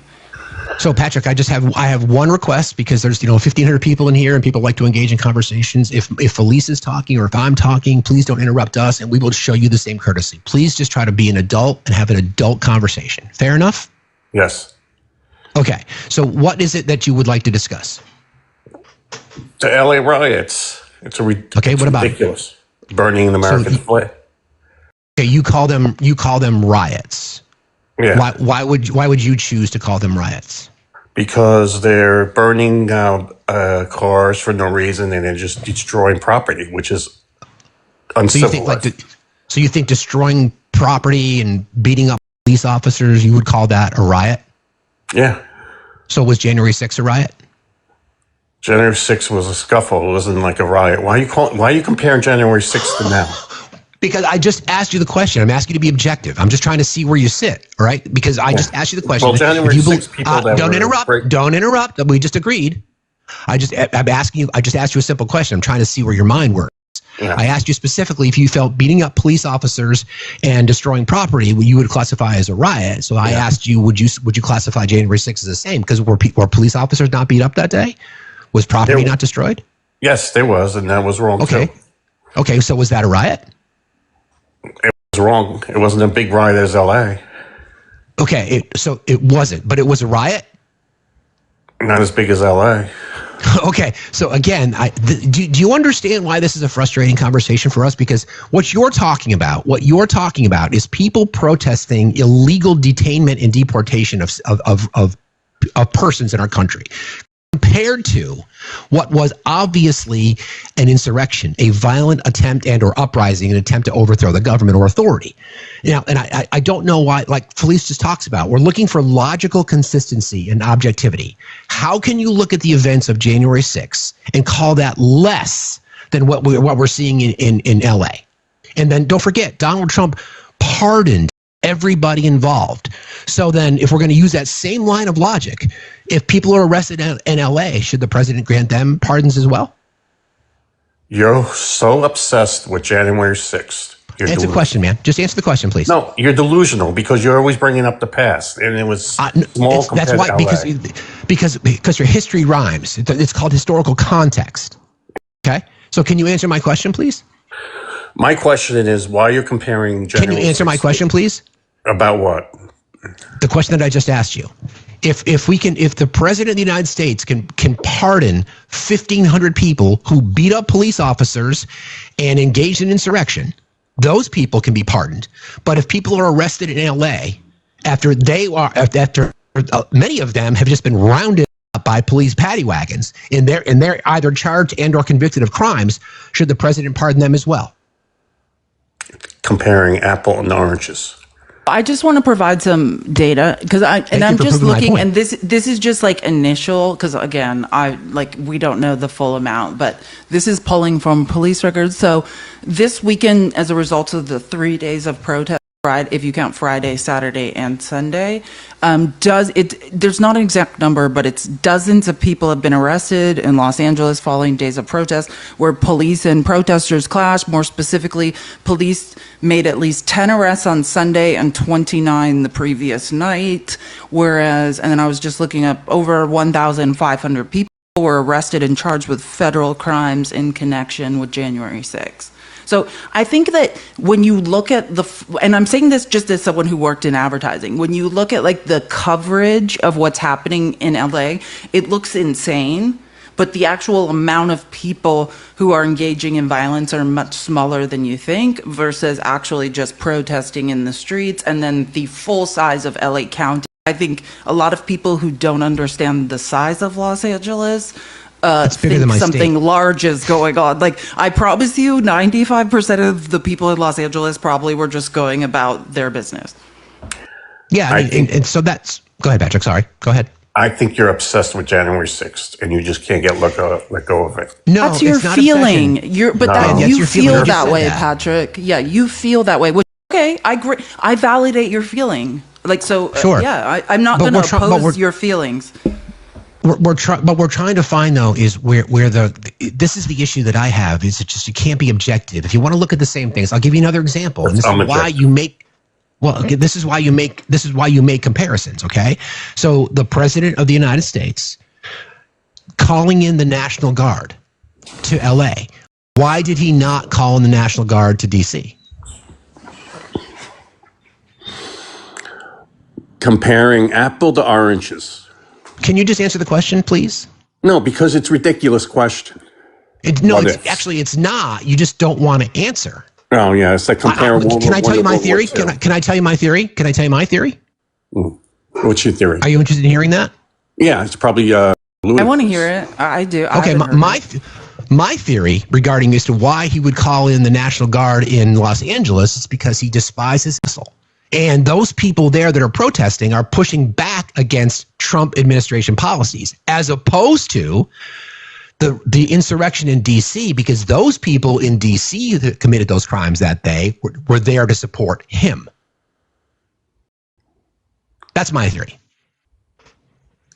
If you're here illegally, you broke the law. What law did he break? If you are here illegally, you have broken the law. What law did they break? Being here illegally, that's the law. The law is the law. What law, though? What law did they break? What law? What? It's illegal to be here illegally. So they're okay. But so if you get busted for speeding, are you an illegal speeder? You get busted for speeding. You can't compare. Okay, so it is because it's a misdemeanor. It's the same misdemeanor. It's the same civil code. Yeah, it's a civil code violation. It's a misdemeanor. Yes. Did you know that? I knew that. Okay, so then again, that's my point. So I'm just curious. Can we go back to the question that I asked you, though? My theory. The reason that the National Guard wasn't called into D.C. is because those people were there, and don't forget, he was watching it on TV. He was celebrating it. So that those people were there to support him. He told them he loved them. He told them he loved them. Do you think Trump liked what happened in January 6th? I don't think so. Absolutely. I think he loved it. No, I think, listen, hold on. Can I just say something? I'll defend, and I've done this before. I actually, on a certain level, and I've read every court document around January 6th. And they went in jail for a long time. Well, wait, let me just finish. I actually don't blame the average January 6er. That's not who I'm personally mad at. I'm not saying I think, right, like apples to oranges, they do. I mean, if you commit a crime, if you break into, especially the U.S. Capitol, and threaten the lives of Congress people, I mean, you got to be prepared for what comes next. But yeah, I think they were, incited and directed to do that. And the people that should be held responsible for that have never been held responsible. Truly, the leaders of that, like the Ron Johnsons, the Pete Sessions, the actual people who were held or who orchestrated that and led those people to be there and to do that have never been held responsible. That's what I can say for the J6ers. Yeah. I think people wanted them to do what they did, orchestrated it, and then they were I find it really ironic in America that it's like the lowest tier of people in the orchestrated plan that are ever held responsible. Yeah, but people come here and illegally and commit crimes and they get a ride. Nice. Okay, but again, we're moving off the topic, though. Let's talk about that. Let's stay on the topic, Patrick. Oh yeah, you want to go off topic, but I can't. No, yeah, because we did veer off a little bit. I mean, his point was I didn't get a chance to finish. We were talking about it being a misdemeanor. Right, I didn't get a chance to finish my point. So the issue that we're talking about is I was asking you what crime that they committed, and we were so you kind of moved the goalpost a little bit in regard to the conversation regarding my theory. So I don't think you addressed that. So if you don't want to address that, I can understand why. But then we can move into the conversation about immigration, if you'd like. Would that be easier for you? You could talk about anything. Okay, so again, were the people there protesting on January 6th there in support of Trump? Yes or no? Yes, but were the people in LA protesting? Were they supportive or opposed to Donald Trump immigration policies? Opposed. Okay, so then can you see why there would be a difference as to why the National Guard might be called in? No. You don't see a difference? So he called them in, violating the Constitution, by the way. I think the problem is you're obsessed with January 6th, and you just can't. No, I'm obsessed with people who can't be objective. That's the issue I have, You're obsessed with January 6th. No, I'm not. That was like 4 years ago. I'm not upset with it, my friend. I think it's just no, I'm not.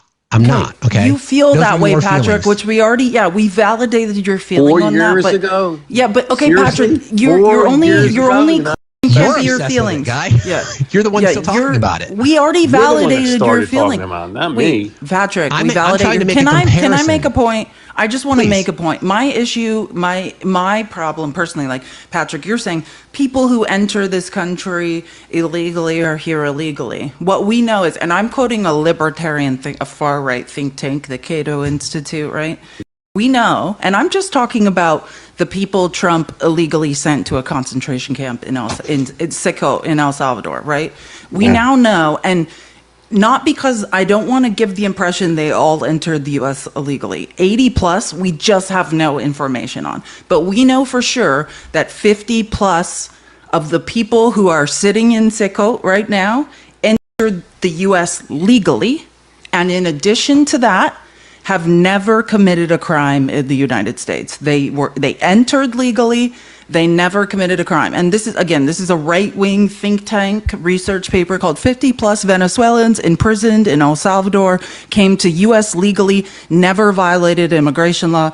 It's from May 19th. And I'm going to send it to everyone in my Discord. In fact, I'll send it to you so you can send it to people in the Discord. So that's my issue. And the only way we figure these things out is through due process, right? It's when we have our day in court and say, no, like maybe some of these people, wait, Patrick, no, hold on. And now we need to go back a little further because you have a misunderstanding of the Constitution. The Constitution, all persons have due process. It has nothing to do with U.S. citizenship, period. Correct. All persons. That's why, like, we go, we can go on vacation to other democratic countries and we can't just be thrown in jail. And when people are denying, like when countries are denying due process, that's when we put travel warnings and we say, U.S. citizens, don't go to Russia. They're denying due process and disappearing people, or don't go to the Middle East, they're denying due process and disappearing people. That's why. It has nothing to do with citizenship, whether or not, if we point at someone as the U.S. government and say, you did this, everyone gets a chance to say, no, I didn't, here's my evidence. Yeah, I mean, that's what we're looking for, Patrick. We're just looking for consistency. It's like, so is your issue that they entered the country illegally? Yes. Okay, so then again, the reason that we use history is because we can make examples in our quest to find objectivity. Did the January 6th insurrectionists enter the Capitol illegally? Yes, they do, and they get they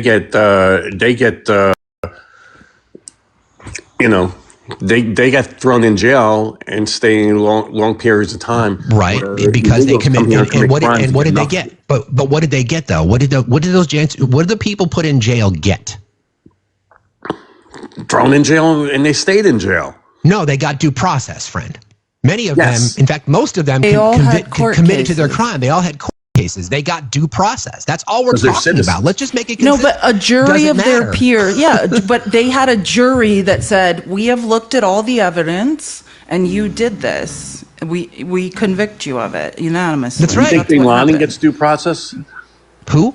Bin Laden? Do you think Bin Laden gets He was not on U.S. soil. You have a misunderstanding. Yeah, you have to be on U.S. soil. All persons on U.S. soil. You have a misunderstanding of the law. You commit a crime, you get deported if you're here. All persons on U.S. soil get due process. Look at Guantanamo. Why is it not on U.S. soil? Why is it on Cuban soil? It's because we can, to some extent, avoid due process. But even there, we can't get rid of these hijackers from 9/11 because they even get military tribunals.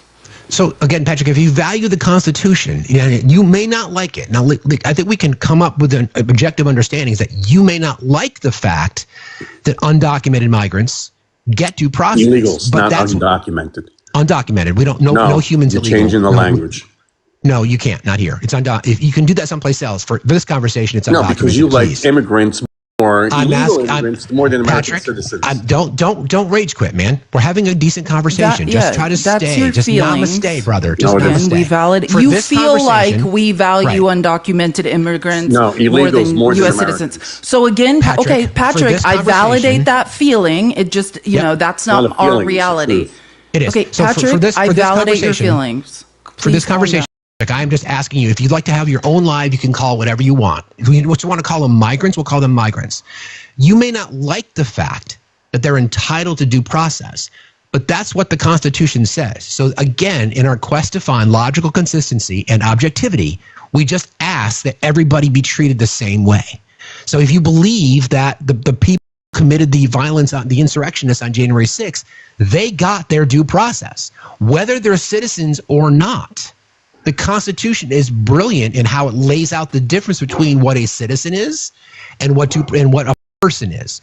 According to the Constitution, the 14th Amendment, the 5th Amendment, all persons on U.S. soil are entitled to the same rights. That's all we are asking. That's all we are asking. I'm not defending anybody. Criminality is criminality, but I believe in the rule of law and I believe in the Constitution. I believe that Donald Trump should have had his day in court. I believe that Hunter Biden should have his day in court. I don't give a shit who it is. I just believe in the protections granted to every person, which is due process, habeas corpus. That's all we're asking for. That's it. If you believe in the Constitution, then you have to believe that. If you're illegal and you commit a crime, you get deported. After court. Yeah. Yeah, so after court. Let's wait, hold on. Okay, Patrick, yes, I hear you, and I'm gonna address what you said, but I just want to point out what Steve said. The habeas corpus, right? Saying that the federal government can't just point at any one of us, U.S. citizens, or people on travel visas, or people attending college here on student visas, or legal permanent residents who are married to a U.S. citizen, whatever the case may be. We never want the federal government to just be able to point at any one of us and say, you did this, I say you did it, so it's true, and now I'm going to disappear you. Because the habeas corpus is the only thing between us and authoritarian fascism. It's not authoritarian. If somebody comes in this country and the visa starts trouble, you get deported. That's not how it works. You're incorrect. No. You're incorrect. So, Patrick, let me explain the difference, Patrick, let me help you. If that's true, let me just say, if that's true, like let's take a 9/11 hijack, whatever you want to say, people who would enter this country for nefarious purposes.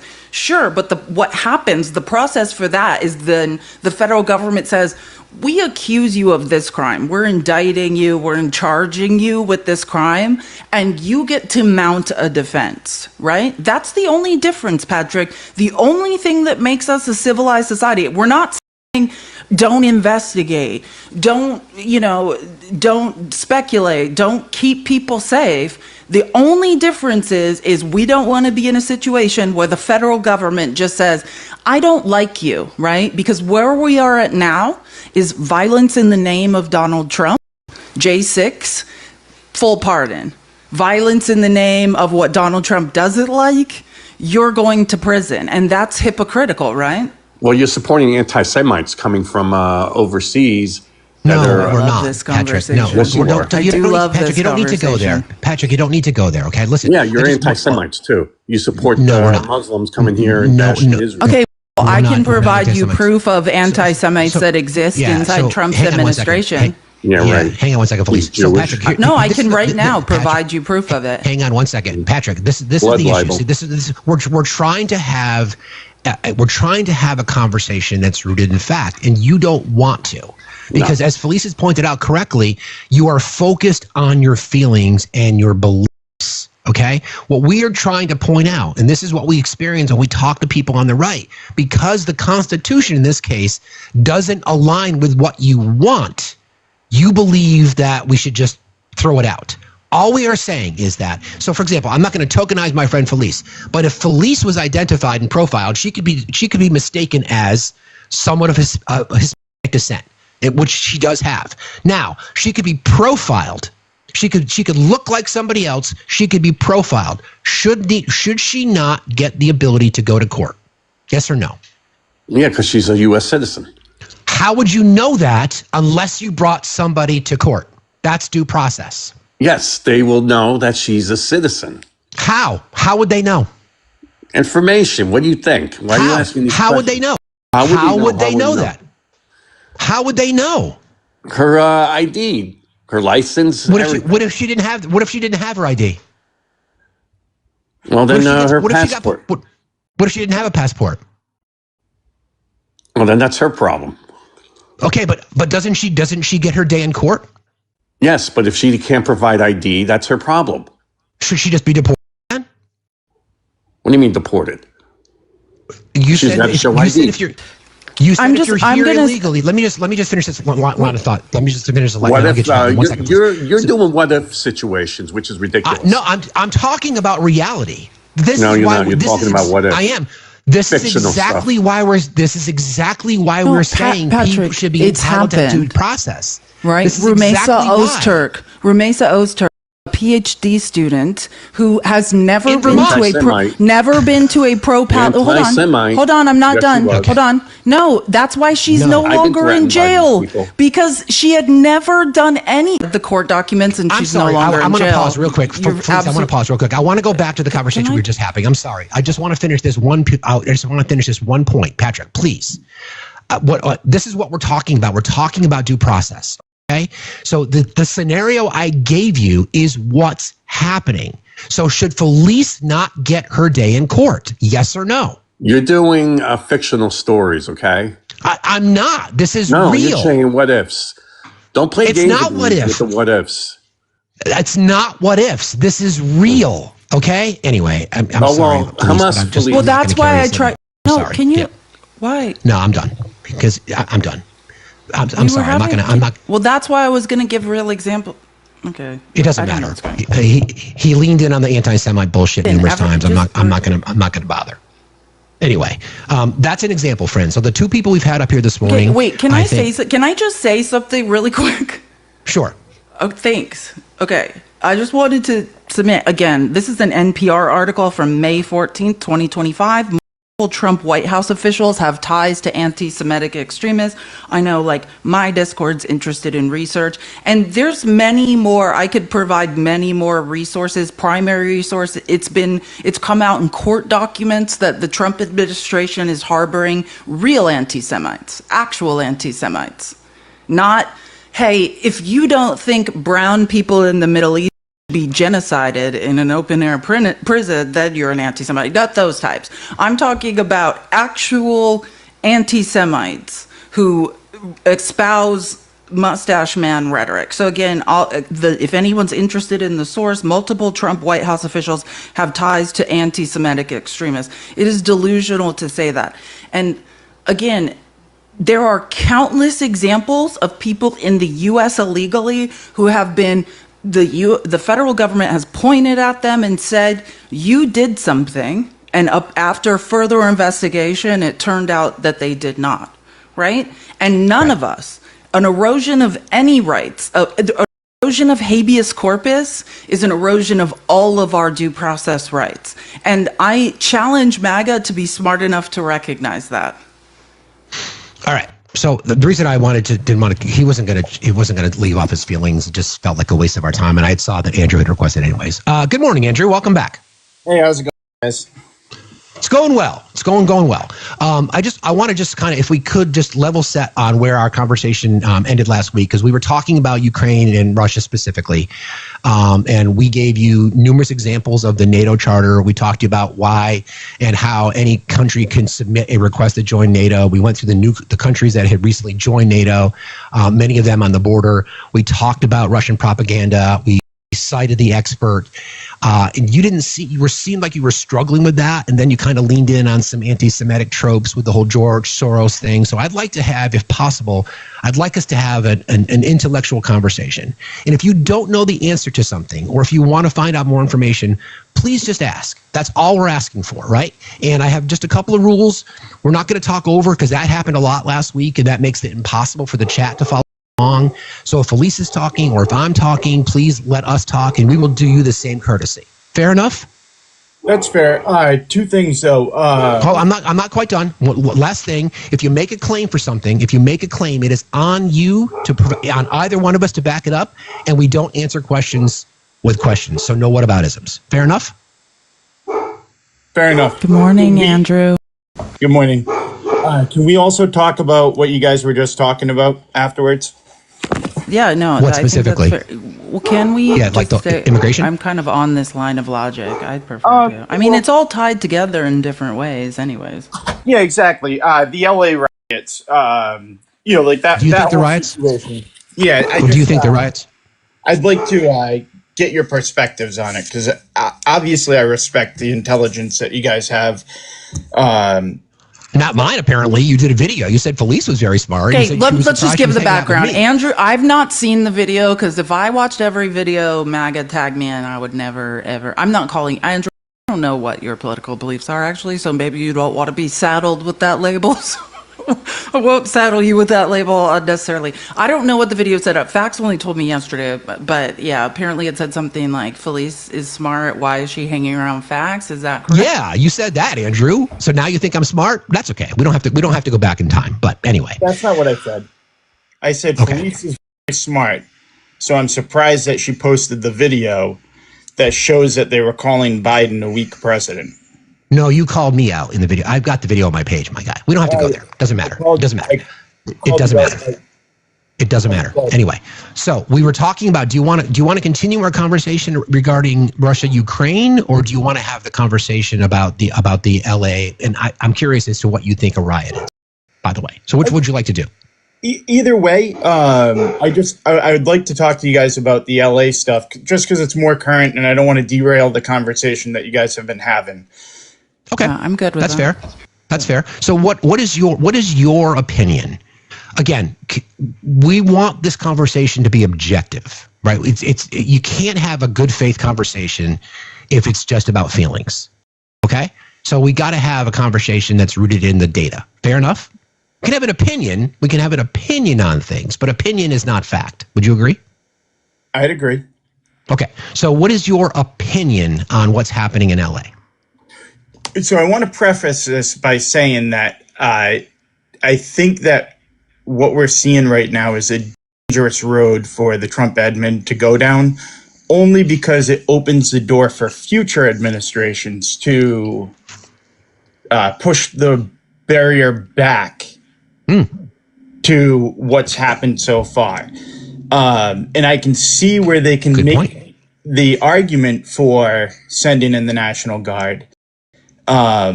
Where? So let's talk about that. On what, though? What's the argument to send in? First of all, do you understand the process of federalizing the National Guard? Yes. Okay, what is it? Well, if I was Trump's lawyer, I would argue that under U.S. Code 10, Title 10 U.S. Code, Section 252 and Section 253, it allows the president in both of those to authorize the National Guard or military how he did. Under what conditions, though? Because there are conditions. Using 12406, though, just to be clear, he's authorizing it under 12406, which I can't. I wish if I would send it to you if I could. But yeah, it's 10 USC 12406. That's what they're using. So that's, again, but there are, would you agree, Andrew, that there are conditions connected to that? Yeah, and so like Section 252 is whenever the president considers that unlawful obstructions, combinations, or assemblages or rebellion against the authority of the United States make it impracticable to enforce the laws of the United States in any state by the ordinary course of judicial proceedings, he may call into federal service such the militia of any state and use such of the armed forces as he considers necessary to enforce those laws or to suppress the rebellion. So these are the rules in which when the National Guard can be federalized. War or national emergency? Does that apply in LA? That's what I was referring to, where you start to. I'm just asking you. I'm asking you. Does that apply? War or national emergency? In my opinion, is what's going on in LA a national emergency? That's what I'm asking you. I'm asking you to be objective. Is it war or national emergency? In my opinion, it's not a national emergency yet. Okay. Fair enough. So then that would not then allow the National Guard to be federalized. Can we agree? Which, just for the record, nearest I can tell, there were 10 arrests. Police made at least 10 arrests on Sunday and 29 on Saturday. Like, that's definitely, especially if you have been to LA, that's business as usual. So then can we agree that it's not war or national emergency? In your words, you said yet. In my opinion, yes. Okay. So then to enforce federal laws, what federal laws are being broken? Deportation orders that were executed with search warrants. Not again, specifically in regards to the protests in LA, because you're calling in the National Guard in an attempt to federalize. What federal laws are being broken to justify calling in the National Guard? So that would refer to Section 253, 252, where legal proceedings are being impeded. Are they? Yeah, there's news coverage stating that. Let me see exactly how they word it. According to Homeland Security on Saturday night, riot. To Homeland Security. So do you think it's unbiased? U.S. Today. Andrew, what do you think a statement from the Trump administration's National Security Department is unbiased? If objectively, just objectively. If you let me finish reading the paragraph, and then we can discuss whether they're going to lie. Andrew, can I just say how great it is that you can read? Can we all just I agree. Just I'll point give you out that, that Andrew can read. So that makes you better than most of the people we talk to. Thank you for reading. I appreciate that. I do not identify as full blood MAGA, just for the record. So we'll see. Well, I hope so. We'll see. Again, so go ahead and finish. So what this news article says is, according to Homeland Security on Saturday night, rioters surrounded the Immigration Services Building and Detention Center, assaulted ICE law enforcement officers, slashed tires, defaced buildings, and taxpayer-funded property. In response, Trump signed a presidential memorandum deploying at least 2,000 National Guard troops to Los Angeles. If that's factual, then I think that there's precedence for him to send in the National Guard. Okay, so again, now the question that I asked you. So coming from the Trump administration's Department of Homeland Security. So again, if we're thinking about this objectively, and you have the ability to do that, you've proven that today. Wouldn't it make sense that the Trump administration, who wants to initiate these policies, would use their own agency to attempt to justify what they're doing? Like, do you think it's truly objective? And so this is my problem with the Trump administration right now. Can you just answer that question first, and then we'll go to the stuff. I asked you a direct question. Remember, we said we're not going to answer questions with questions. Do you think it's truly objective? Well, I wasn't answering it with a question. I think that if federal officers are lying, there should be some kind of disciplinary action up to. I would agree. I would agree. So then, I would agree. So then, what you're saying is that it's not objective what they're telling you. I would say that if we're going to not take what their statements are as truthful until proven not truthful, then that's a dangerous road to go by, because then we're just speaking in bias. Can I give? I've been looking up information, so I want to correct, because I think so I just want to give, me. I used to be a historical researcher, so I'm really good at finding information. So I want to correct my previous numbers. Here's what my new updated numbers, because these are coming. I'm looking up the LAPD arrests now. So there were 29 arrests on Saturday, 27 arrests on Sunday. Separately, and I was doing some protests broke out in San Francisco, which San Francisco is policed much differently now, especially nowadays. I used to live there. 60 people were arrested in San Francisco on Sunday. So we're still, more or less underneath 100 people being arrested in a protest. And I'm just saying, and again, I think the 1992 Los Angeles Watts quote-unquote riots were actually, they used the word riot to justify, but even then, the National Guard wasn't called out. And those protests, the city was burning in 1992, and the National Guard wasn't invoked. So what I'm trying to do here is just use the actual arrest data to show this is much more isolated. And just let me use one data set to just level set with people, because I think this is also good. I don't know how many people understand why they started these protests. What happened is Tom Homan, and I think Fax, you and I spoke about this briefly. Tom Homan and Stephen Miller started to be like, this isn't enough arrests. This isn't enough arrests. Why aren't you guys outside of Home Depots targeting Hispanic? Yeah, get outside Home Depots and target Hispanic people who are standing out there. So what happened was CBS News reported that recent operations took place in Westlake. If you understand, these are upper middle class areas. Westlake's a nice ass place district, as well as Paramount south of LA, where the population is more than 82% Hispanic. There were also reports of an ICE raid at a Home Depot shop in Paramount, which officials initially, federal officials said, we didn't do that. And then after the fact, they went back and said, okay, well, we arrested 44 unauthorized immigrants were arrested in a single operation, and another 77 were also arrested in the greater LA area on the same day. So there was an ICE operation going on, and more undocumented immigrants were snatched up than people arrested protesting. I just want to level set on actual numbers. Yeah. So again, Andrew, the question then becomes this statement, which you're citing from the Department of Homeland Security, which is the Trump administration, in an attempt to do what Felice was just talking about. Stephen Miller and Tom Homan have both gone public saying, don't forget, they told us that it was only going to be about criminal aliens. It was only going to be about the criminals. So then why would they be talking about going to Home Depot? Why would they be talking about going to 7-Eleven? So again, I'm asking you to be objective. Do you think there's any bias? I think that I think there's problems when we don't have all the information, when we don't know why they were going to Home Depot or who they were going after. So that's where, if they had information that that's where the person that they were going after was going to be, then that's where they're going to pick them up. That's not the question I asked you, though.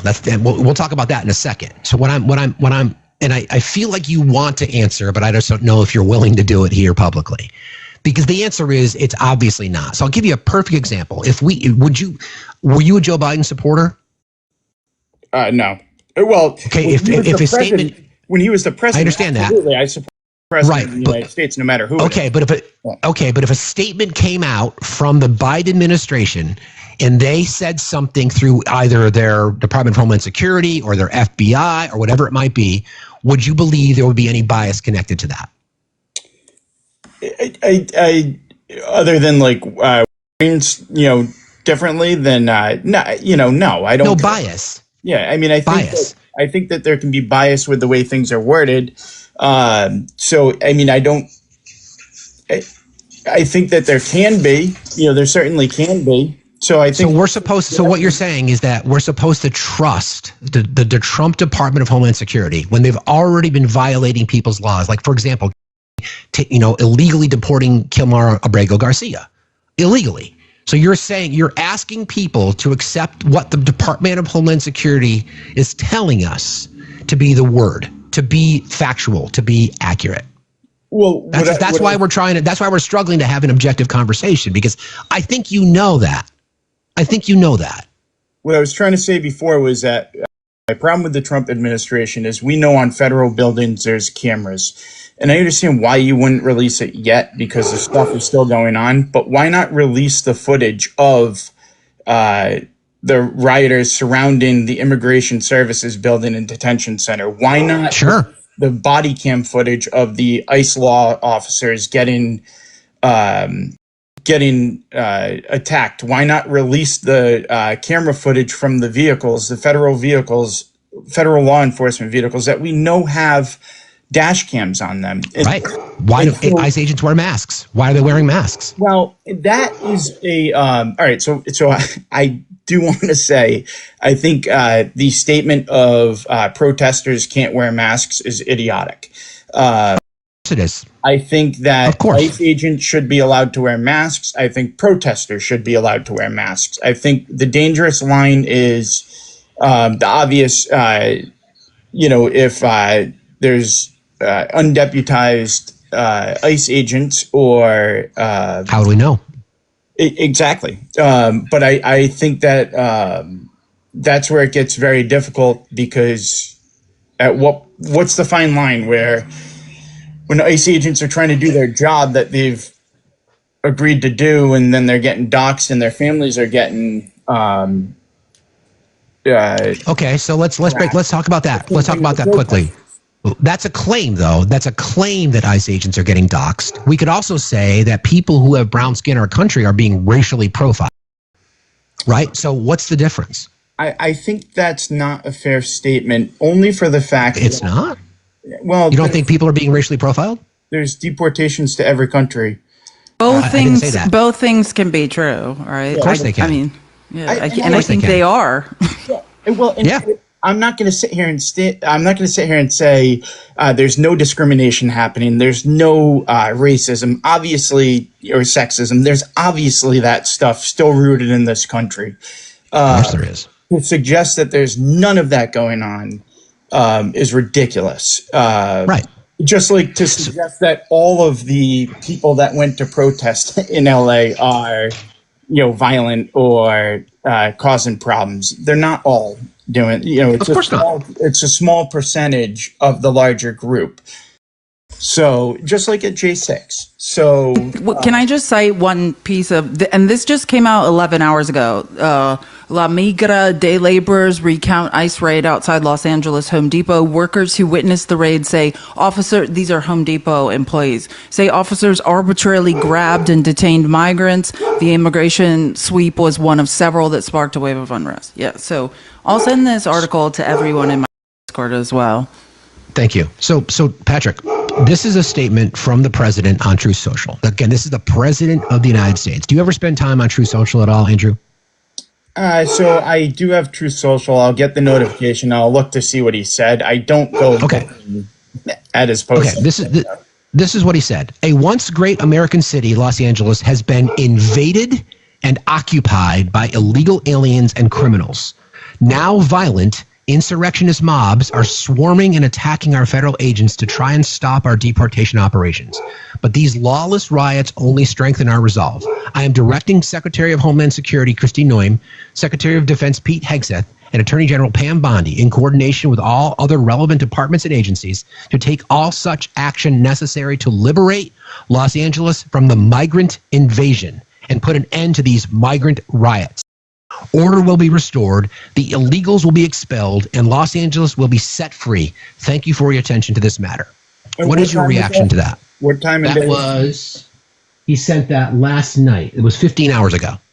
All right. So so this is where I say it's a dangerous road. We're blurring the lines because Friday night the LAPD declared an unlawful assembly and ordered the crowd to disperse, and then LAPD blocks, concrete blocks started to get thrown. So LAPD, of course. Yeah, that's within their jurisdiction, right? Yep, absolutely. And so then nearly 24 hours later was when the supposed stuff happened at the detention center with the officers, and then Trump responded with the 2,000 National Guard troops. At J6, by 8 p.m. that night, the Capitol was declared safe. So in a 6-hour time frame, that situation had gotten responded to by the National Guard. 2 governors of 2 separate states had authorized use of the National Guard. And why didn't the president authorize them? And so why didn't the president, though? Well, the president did on, I believe, January 3rd. He authorized the use of it. Oh, that's not true. And listen, I used to debate on this, and Christopher Miller was the person. I mean, we could go through the chain of events. That's not true. It's not true. As a matter of fact, no one could be found when this was going on. And ultimately, no matter what happened, Trump is the, he's in charge of the DC National Guard. He sat there in his little TV room off the Oval Office eating a cheeseburger. Even after they slipped him those breast pocket cards, that fit in a suit pocket that said person, which was Ashley Babbitt, pew-pewed in Capitol, wounded in chest. He sat there for hours after and did nothing. So it's either he's impotent or he organized an insurrection, or it's a combination of both. So we're thinking the subcommittee on oversight, the House subcommittee on oversight, lied in their memorandum of the events of J6, the transcript, where it says on 3rd. I don't want to go. We'll get to J6. Okay, we'll get to J6. saying we will get to Andrew. Andrew, we have That's to talk another. over. And Andrew, listen, hold we've on, already. guys, please stop. Everybody, we're all talking same time. Stop. Well, I promise you that we will get to January 6th. I promise. Okay. Well, we were talking. Andrew, while we're on please the stop. phone, Andrew, I thought we were going to show our evidence. I thought we were going to show our evidence. But we were talking about LA, and now the conversation has veered towards J6. We're going to stay on LA. I was asking you to respond to what I wrote, and then you went towards LA. Okay? Again, specifically, first of all, the timeline is skewed. Gavin Newsom has come out and said, no, Donald Trump is a bold-faced liar, that we never had that conversation about the National Guard being deployed. So who do you believe? Do you believe Donald Trump, or do you believe Gavin? I think both of them have lied for political gain. Okay, again, this is where we can't have an objective conversation. Gavin Newsom is saying that Donald Trump's made a statement that we had a conversation about deploying the National Guard. Gavin Newsom is saying that never happened. So who do we believe? Do we believe Newsom or do we believe Trump? So I just want to make sure you're saying that Gavin Newsom is the arbiter of reality and truth? No, I'm asking you, someone lied. Gavin Newsom is saying that Donald Trump is a bold-faced liar because Trump went public and said that I had a conversation with Gavin Newsom about deploying the National Guard. And Gavin Newsom saying that did not happen. So who do we believe? I would suggest that it doesn't matter who is telling the truth. What matters is nearly 24 hours went on where these protests were going on and escalating to the point where we have DHS officers coming out and saying that they were assaulted, tires were slashed and vandalized, and they were impeded. We know they were impeded from doing their job. And then the president, nearly 24 hours later, had to send in the National Guard. I think the question that I asked, Andrew, is disgraceful. And Andrew, the question that I asked you is that Donald Trump made a statement publicly that said he had conversations with Gavin Newsom about deploying the National Guard. Okay? And Gavin Newsom said, no, that did not happen. Okay? I would say release the transcript. Okay, fine. So would you agree that somebody's lying? I think we can all agree on that. There's probably a transcript of it. Usually when the president's talking on the phone, it's a recorded conversation. Look, I can answer this. I want to be able to speak at some point. So I'm just going to say this. He invoked the National Guard. He called up the National Guard under 10 USC 12406, which underneath the three reasons in which you can invoke 10 USC 12406, it literally states, and I quote, orders for these purposes shall be issued through the governors of the states, or in the case of the District of Columbia, through the commanding general of the National Guard of the District of Columbia. So, bottom line, Gavin Newsom says that conversation never happened. He has stated over and over and over in the last 24 hours, I don't want them here. We have this under control. Andrew, my guess is you do not live in California or never have, because you don't understand that the LA Police Department, they are the military. They are equipped like a U.S. military. They have tanks. They have, anything you can imagine that would make the U.S. military, LA also has at their disposal. And yeah, you said they declared, we're going to start deploying military tactics against you. They have to declare that things are out of control, because that's the LAPD's fair warning before they become a military with tanks and shoot journalists with rubber bullets, which we know has now happened. They have to declare that. They have to say, this is out of control. This is your last warning, because now some shit's to go down. The LAPD, and again, I've already given you numbers. This is not a riot.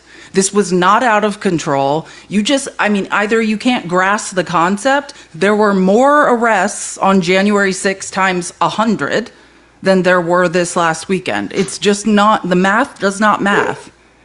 LAPD could have handled this on their own, and that has been Gavin Newsom's position the entire time. We do not need Trump. We did not ask for him, and according to 10 USC 12406, orders for these purposes shall be issued through the governors of the states. Period.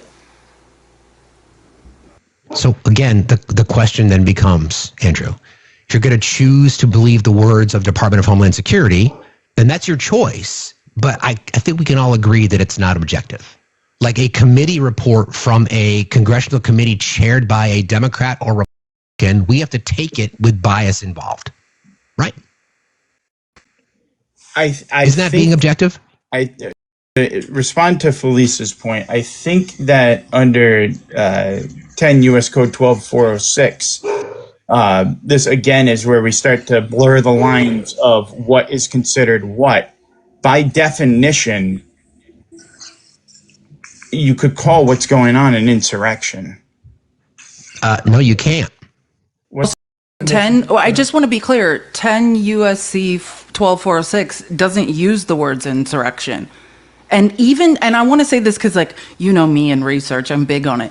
Donald Trump himself, before he fell face first into those plane steps going up Air Force One, I don't know. No one's seen Trump drag his leg behind him and then face plant on stairs, it's worth watching. But before, when he was on the ground, before he fell face first, he asked, "Is this an insurrection?" And he said, "No." I can find the clip right now. I have it in today's outline for the People's Receipts. Trump himself said, they asked him, "Do you think this rises to the level of an insurrection?" And he said, "No." I know he said that, but by definition, I think we should take his word then. And again, the code he used, 10 USC 12406, has no mention of insurrection. It's not about the Insurrection Act or anything of that nature. Perfect. It does mention rebellion, which rebellion is less and is not an insurrection. And when Donald Trump was asked before he fell face first, trying to hobble up steps, he said, "No, this isn't an insurrection." And I agree with you on that. But by definition of a violent uprising against government or authority, which is what an insurrection is, then you could make like January 6th that this is. If you're going to call J6 an insurrection, then you have to call this an insurrection. However, I'm not calling what happened in LA. I'm not calling what happened in LA an insurrection. I'm calling January 6th one.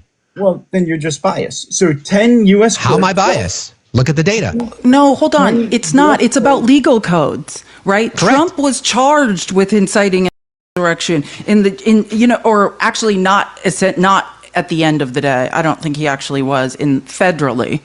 But correct, he wasn't. But my point is 10 USC, and again, you're in a semantics debate about what words mean, right? I'm saying Trump himself has said what's happening in LA is not an insurrection. He's invoking a code that doesn't mention insurrection. So I think you're trying to make a false comparison that even Donald Trump himself is drawing. Yeah, his own words, Andrew. Would you take his own words for that? What is the definition of rebellion? Find the clip. I have it. Yeah, can you take his own? Can you take his own words? No, Andrew, can you take his words for it? Like when he didn't call it an insurrection. So why are you? I said you could argue that it's an insurrection because it's a violent uprising against government or authority, which is the definition of insurrection. More importantly, numerous times Felice has cited 10 U.S. Code 12406. So which is what they're using. So okay, but Trump incited it. Trump used it to call up the National Guard. So and let's it has just play this sound. No, it doesn't talk about insurrection. So yeah, let's play his Andrew. Hold on a second. Andrew, we're going to play his sound. Okay. Let this happen to our country. We're not going to let our country be torn apart like it was under Biden and his auto pen. What's the bar for sending Marines to the bar is what I think it is. I mean, if we see danger to our country and to our citizens, we'll be very, very strong in terms of law and order. It's about law and order. When they spit at people, they spit. That's their new thing. They spit, and worse, you know what they throw at them, right? And when that happens, I have a little statement. They say, they spit, we hit. And I told them, nobody's going to spit on our police officers. Nobody's going to spit on our military, which they do as a common thing. They get up to them this far away, and then they start spitting in their face. That happens, they get hit very hard.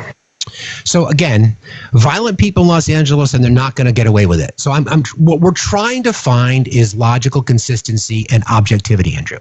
And I still feel like you're trying to make this, Felice's point, this semantic argument. We cannot compare the events of a civil rights protest to the events of J6. We can't compare them. If you're not going to come up and say 10 toes down, there is no doubt in my mind that January 6th was an insurrection. Can you make that statement? 10 U.S. Code 12406. Andrew, answer the question. Answer the question. We agree. I gave you the rules, and you said you would abide by them. Answer the question. Do you believe, 10 toes down, that the events of January 6th was an insurrection? Yes or no? No. No, you don't. Can I play so? In your words. So let me just finish this, Felice. And I was just in the middle of a sentence, and I'll get you after this. A violent act or uprising against a government or authority. You do not believe the events of January 6th were a violent act or uprising against or authority. Is what you're saying.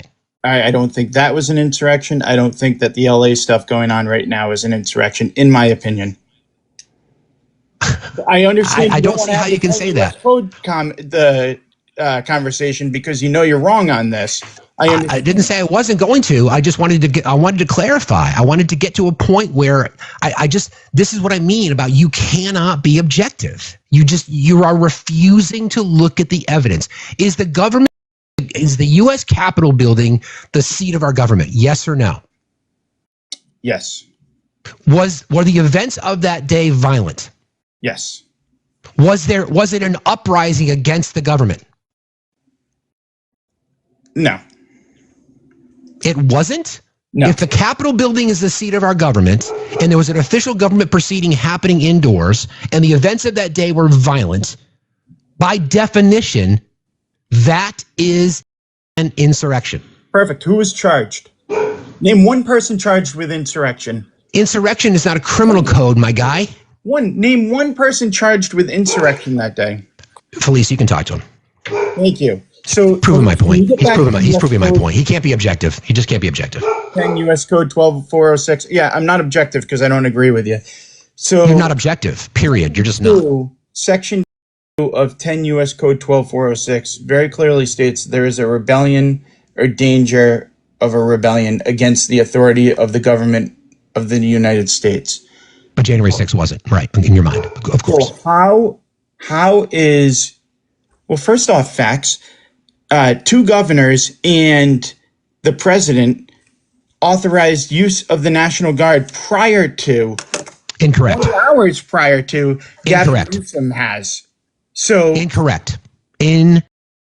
Really? Virginia, Maryland, and Trump. Go ahead, Google. Again, who is the governor? Who is the governor? Who is the commander-in-chief of the D.C. National Guard? Donald Trump. Why were they not called in? January 3rd, he authorized General Mark Milley to... The day of, my guy, who is responsible for executing the lawful order to the D.C. National Guard? Who is it? Well, let's see.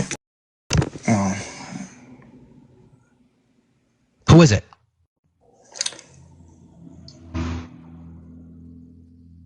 So I believe at 2:42 p.m. was when Trump had authorized the National Guard.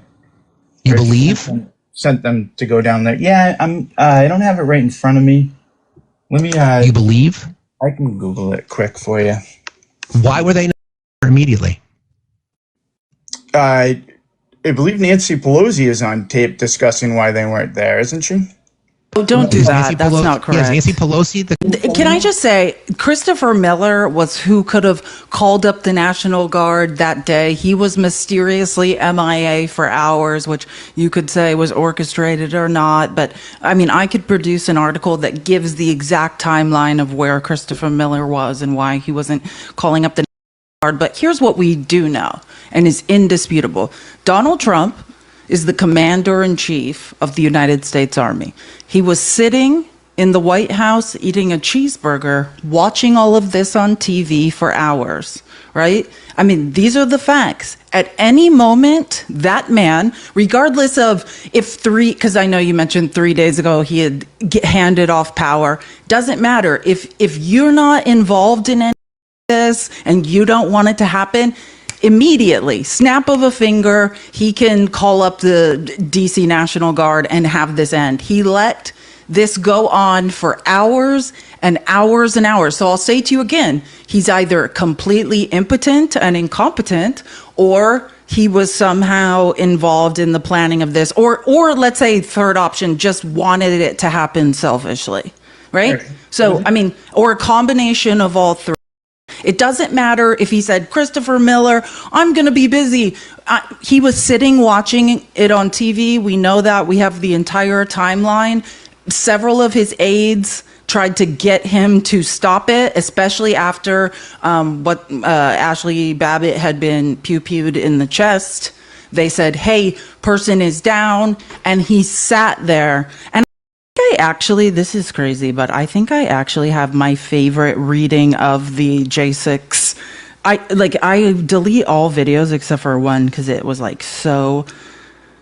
It haunted me when I heard someone read before I had read the timeline of J6. A lawyer was reading it online, and I saved it. Let me find it because I think the most damning thing you'll ever hear about J6 and what Trump was doing during it, if I still have it. While you're looking that up. So again, this is why I asked early on if we could have an objective conversation, and you're just not being objective because it doesn't support your argument, Andrew. It just doesn't. You're trying to spin this. 7 hours. I'll tell you how. 7 hours. What? It lasted 7 hours.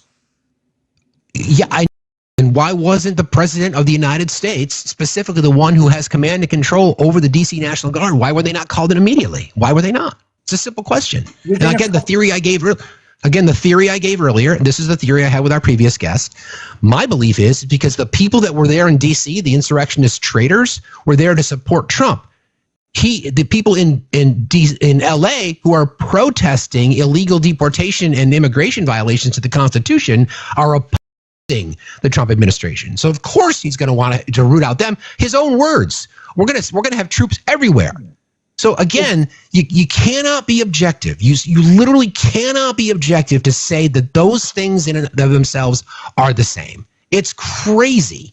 So by your logic, why did it take 20 hours for him to authorize the National Guard in LA? It only took 2 hours at the Capitol. It didn't take 2 hours. Again, the question is, you don't understand the federalization. First of all, the governor. Who are the commanders in chief of the National Guards in our country? Who are they?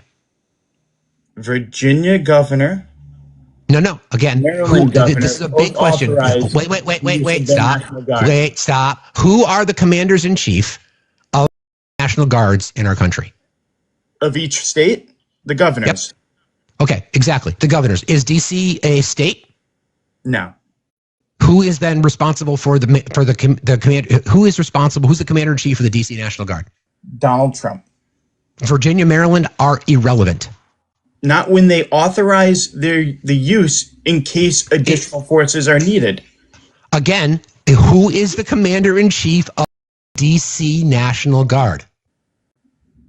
Donald Trump. Why were they not? Well, the president. It's Trump again now, but it's always the president. So why were they not there? Well, first off, the National Guard was in D.C. all of January 6th.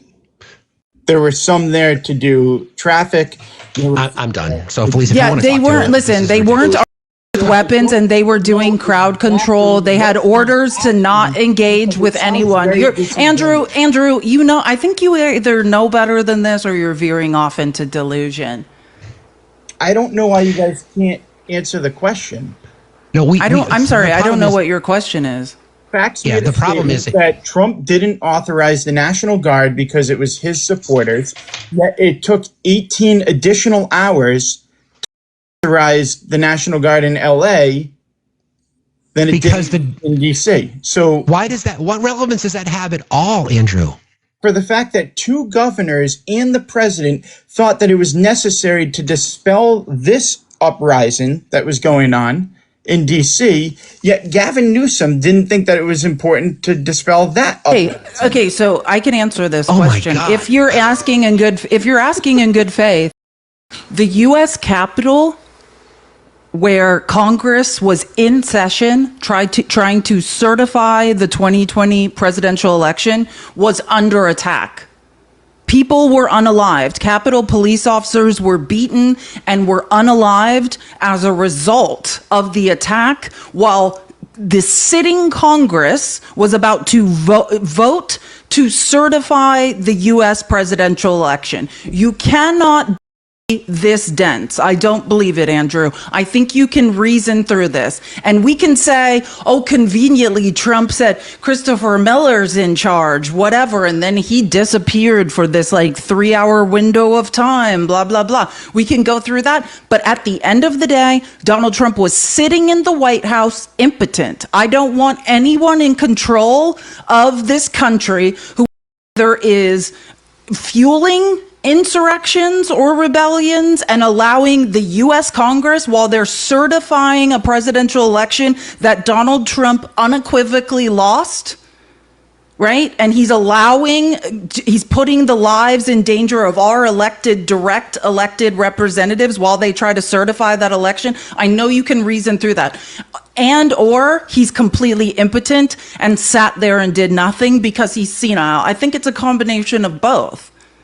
And I want to point out, because I want to get into the legal area where you obviously, it's so asinine to debate this. This is what MAGA, you guys all sit with your cameras off in weird MAGA lives and talk about this like you're doing something. Let me help you with the Supreme Court ruling. You know what the Supreme Court ruling said was an unofficial act that Donald Trump should be prosecuted for? The fake elector scheme. That was the scheme. Right? The fake elector scheme. They said that's an unofficial act we can't protect him from, and he can be prosecuted for that. This man had a scheme and set up slates of fake electors, right? And if you're going to do the whole, what about 1960 Hawaii? Yeah, that was a judge. That was a federal judge that certified that there should be a separate set of electors. This was just Trump setting up slates of fake electors. Even the Supreme Court agrees he should be prosecuted for that. You need to stop. And then you're saying, again, you're trying to tie the events of the U.S. Capitol while the transfer of power, the peaceful transfer of power of the United States, the number one gross domestic product economy in the world, is underway. The alleged seat of democracy in the world. The peaceful transfer of power is being disrupted by violence, and people are hiding and being beaten to death in the Capitol. And you're somehow trying to say, oh, some people were just on a tourist visit. Come on, Andrew, wake up. And like I said, that's why I gave you arrest numbers in Los Angeles. That was not a riot. There were some protests going on. There will always be bad actors within protests that should be dealt with. If you understand the nature of the LAPD, they are equipped for military action. I'm sure they're pissed they didn't get the chance to do something horrifically violent to people. They enjoy it. They're sickos. Period. End of story. The LAPD can handle military action. That's why they have all the tanks and ridiculous flamethrowers and all the ridiculous things they don't need. Period, Andrew. And anything else is disingenuous. Can you address what Felice just said, please, Andrew? I can. I think that this is the issue with both sides having conversations right now.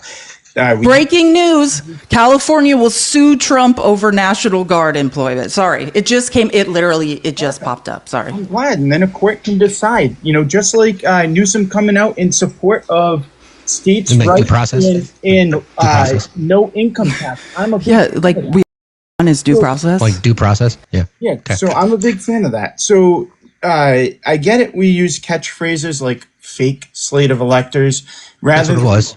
Can I help you with that? Because I want to clarify. This is one of my pet peeves about MAGA. I've read all these court documents. Here's in Arizona. You can, and if you prove me wrong, I know I can direct you to the court documents. Lawyers in Arizona, when this was being planned and they were idiotically emailing each other back and forth, they called it fake elector scheme. That's where we got it. So take that up with your Lord and Savior, Donald Trump. Yeah, so please address what Felice was. I mean, the savage breakdown that she just gave. I again, in an attempt to try to have an objective conversation, and this is my. I'm going to make a prediction. After this live, you're going to go out and attempt to make a video and say that you that we're unwilling to have conversations, or that you own the libs or whatever. I hope you don't, because maybe you're better than that. But most MAGAs aren't. But please address what Felice said. So, again, I think this is the problem with both sides, where we like to use these catchphrase words like fake slate of electors instead of calling them what they really are and educating the people in the chat and the people listening to these, where you guys have a very big platform and you guys. I do want to educate people. Do you want me to give some education? Of that, because there's a lot of education that you guys give. Again, Donald Trump's own lawyers in Arizona deemed this the fake elector scheme. That's who came up. That's who came up with it. That it's called the alternative slate of electors.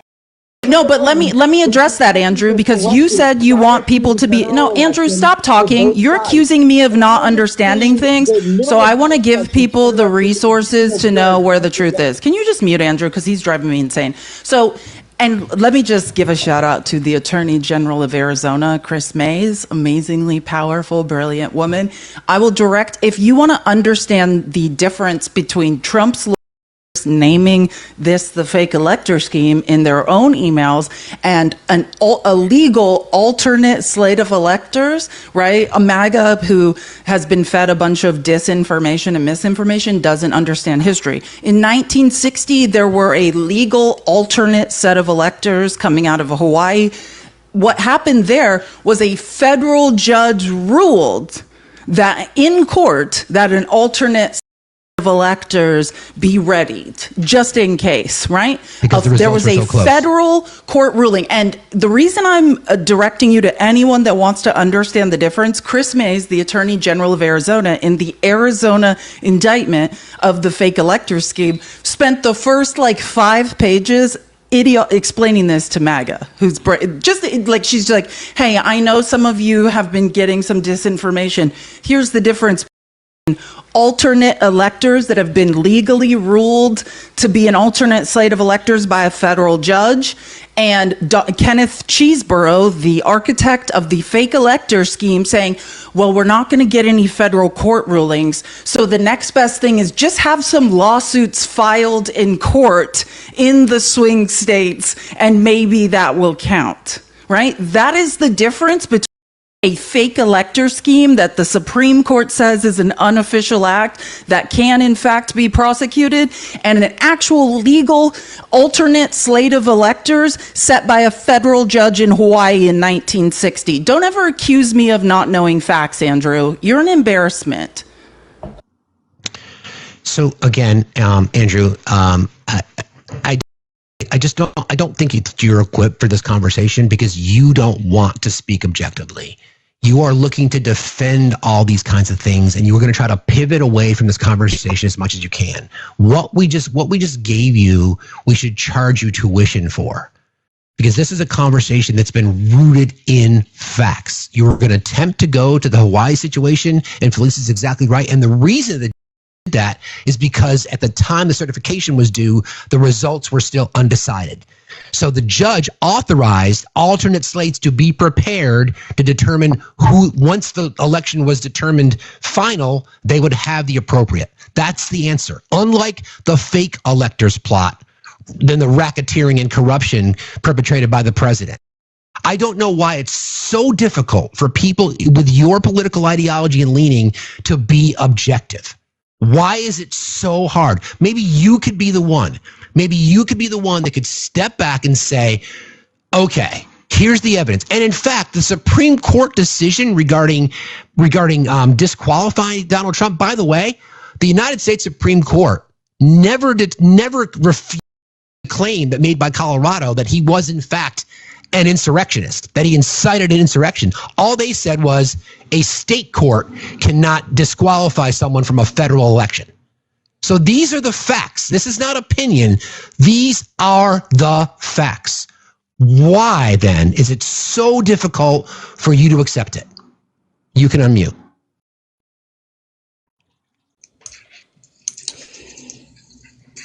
Again, I think this is where it gets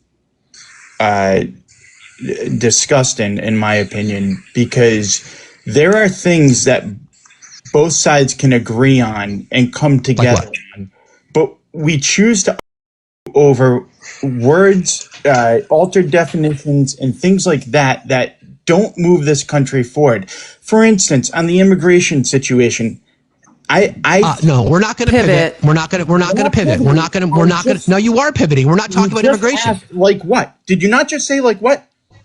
Again, we're not talking again, but we're not talking about immigration now. We're talking this topic that you wanted to bring up.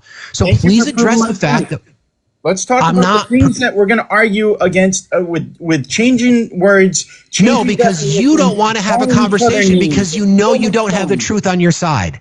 Because you don't have the facts and evidence on your side. The facts aren't on your side in this case, Andrew. I think, listen to me, and I want to say this in good faith, Andrew. I think you think, right? And I appreciate that. And I appreciate these conversations because, like I said, I meant that. And I know it sounded like a joke, but like so few MAGA like look into things and do research and have. So I value this conversation. I just want to say that. And I promise you, Andrew, I read primary resources. Like it is my mission. If I'm wrong, I'm changing position. So I want to know. It's just when it comes to the alternate slate of electors of 1960 Hawaii and the fake elector scheme, the facts are not on your side.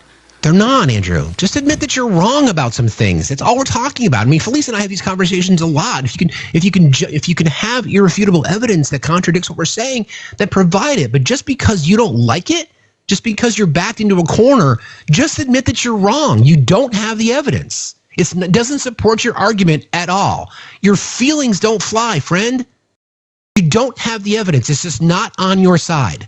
Can I just say something also, Andrew? People in the comments keep adding me and saying you have gross content of me up. Can you delete it? Please? I don't know. I don't make videos about you. I could humiliate you. I don't. And also, I don't clip my own content, just so you know. Before you call me on that. I don't know. People keep telling me there are gross videos of me on your page. So if you could just delete it, please do. I'm glad that you guys have it recorded so that you guys can see that the chat is lying. I have nothing gross about you on my page. What gross things would I have about you? Don't know. I don't watch any videos that MAGA tags me in that way, because if I did, it might encourage them to continue. So yeah, I've never looked at your page and I never will. What a disgusting thing. Disgusting accusation from somebody. Okay, fine. 200,000. Sorry, your feelings are hurt. Sorry, your feelings are hurt. So why is it that you cannot be objective? If you guys can be objective, and admit when you're wrong, read U.S. Code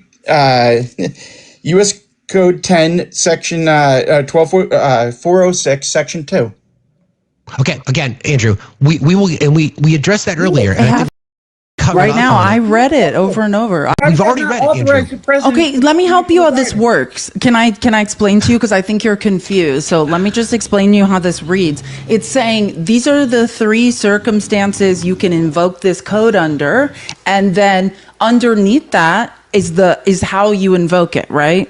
And that's the point. It's like, if these things are occurring, sure, invoke this, but then it says, here is the way in which you that. And again, you can just try to read number 2 like that's a point, but underneath it still says orders for these purposes shall be issued through the governors of the states, or in the case of the District of Columbia, through the commanding general of the National Guard of District of Columbia. Those are just, hey, if any of these 3 things are occurring, then you go through the governors of the states, states' rights, brother. Right. And they will help you call up their National Guard.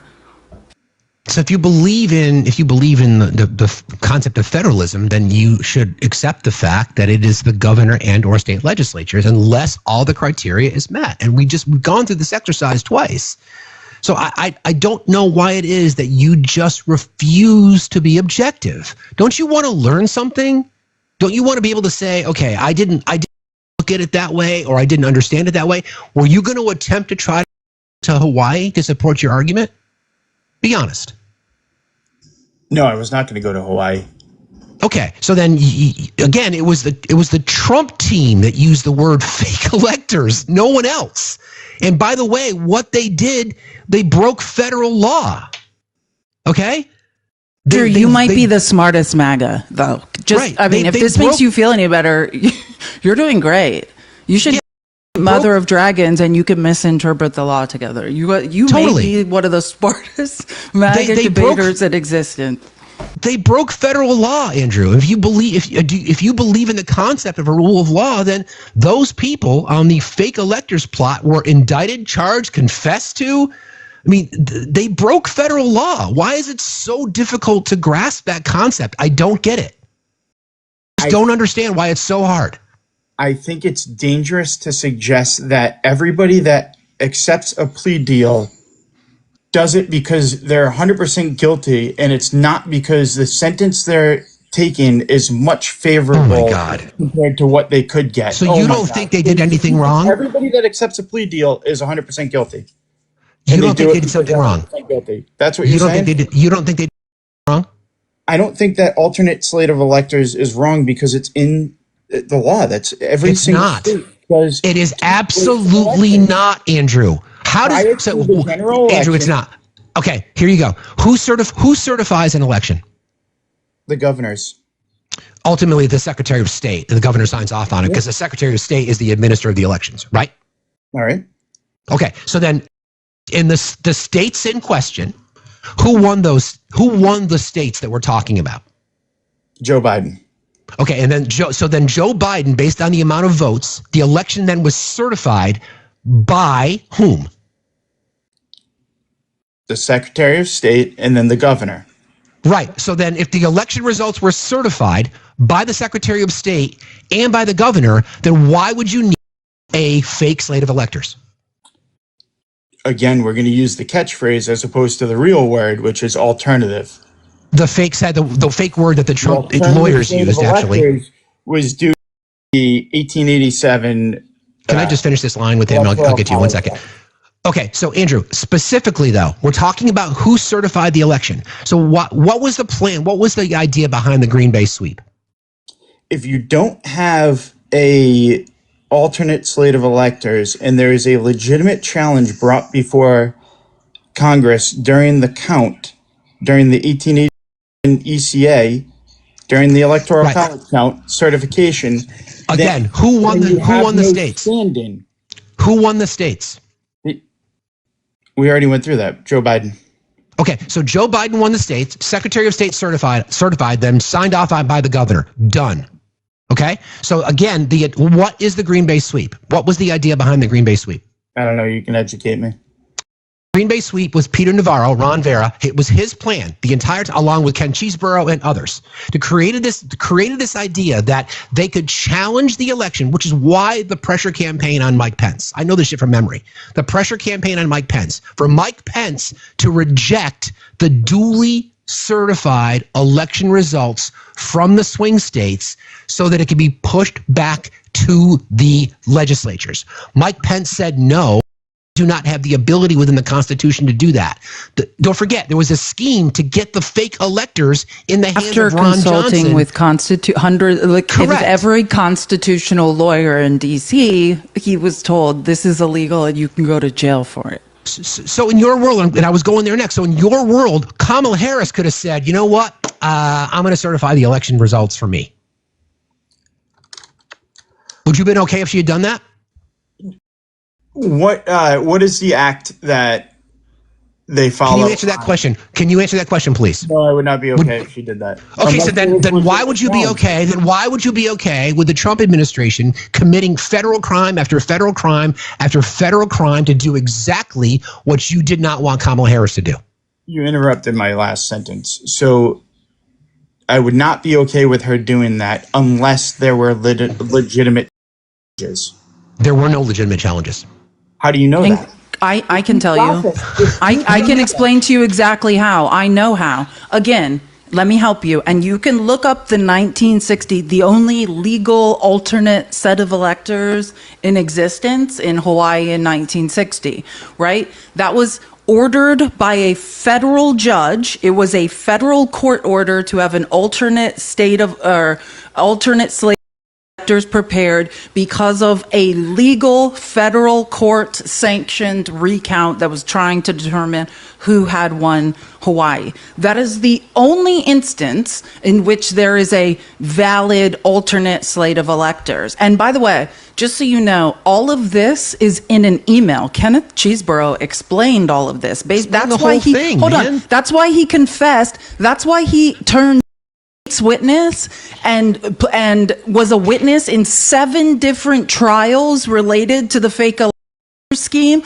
He's a state's witness, proving the point that what had been done was illegal, because he confessed to all this. This is all in emails sent to everyone, like, hey, the only way is if we get a federal judge over these swing states to call for an alternate slate of electors. And the more pressure that was on him, hey, we're going for it anyways. What can we do? What's the best thing to do? He said, hey, I guess, like, this is illegal, but let's just have lawsuits in the courts. Let's just have lawsuits filed in these swing states, right? And here's the problem. You said there were legitimate challenges. There weren't. Why? Because evidentiary hearings come up, and someone saying in a signed affidavit, I feel like there was election fraud is not evidence in a lawsuit. These people have to show. Lawsuits were thrown out on hearsay. Now, the Carrie Lake one, that went on,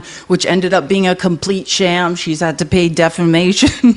She's had to pay defamation's money to Stephen Richter for making up lies about him as the head of Maricopa County elections.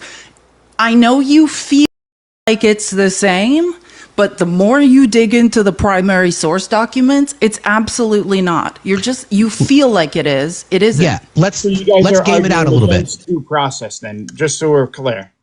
No, there were 60 court cases. It was due process. There were over 60 lawsuits. There were over 60 lawsuits. The majority had no standing.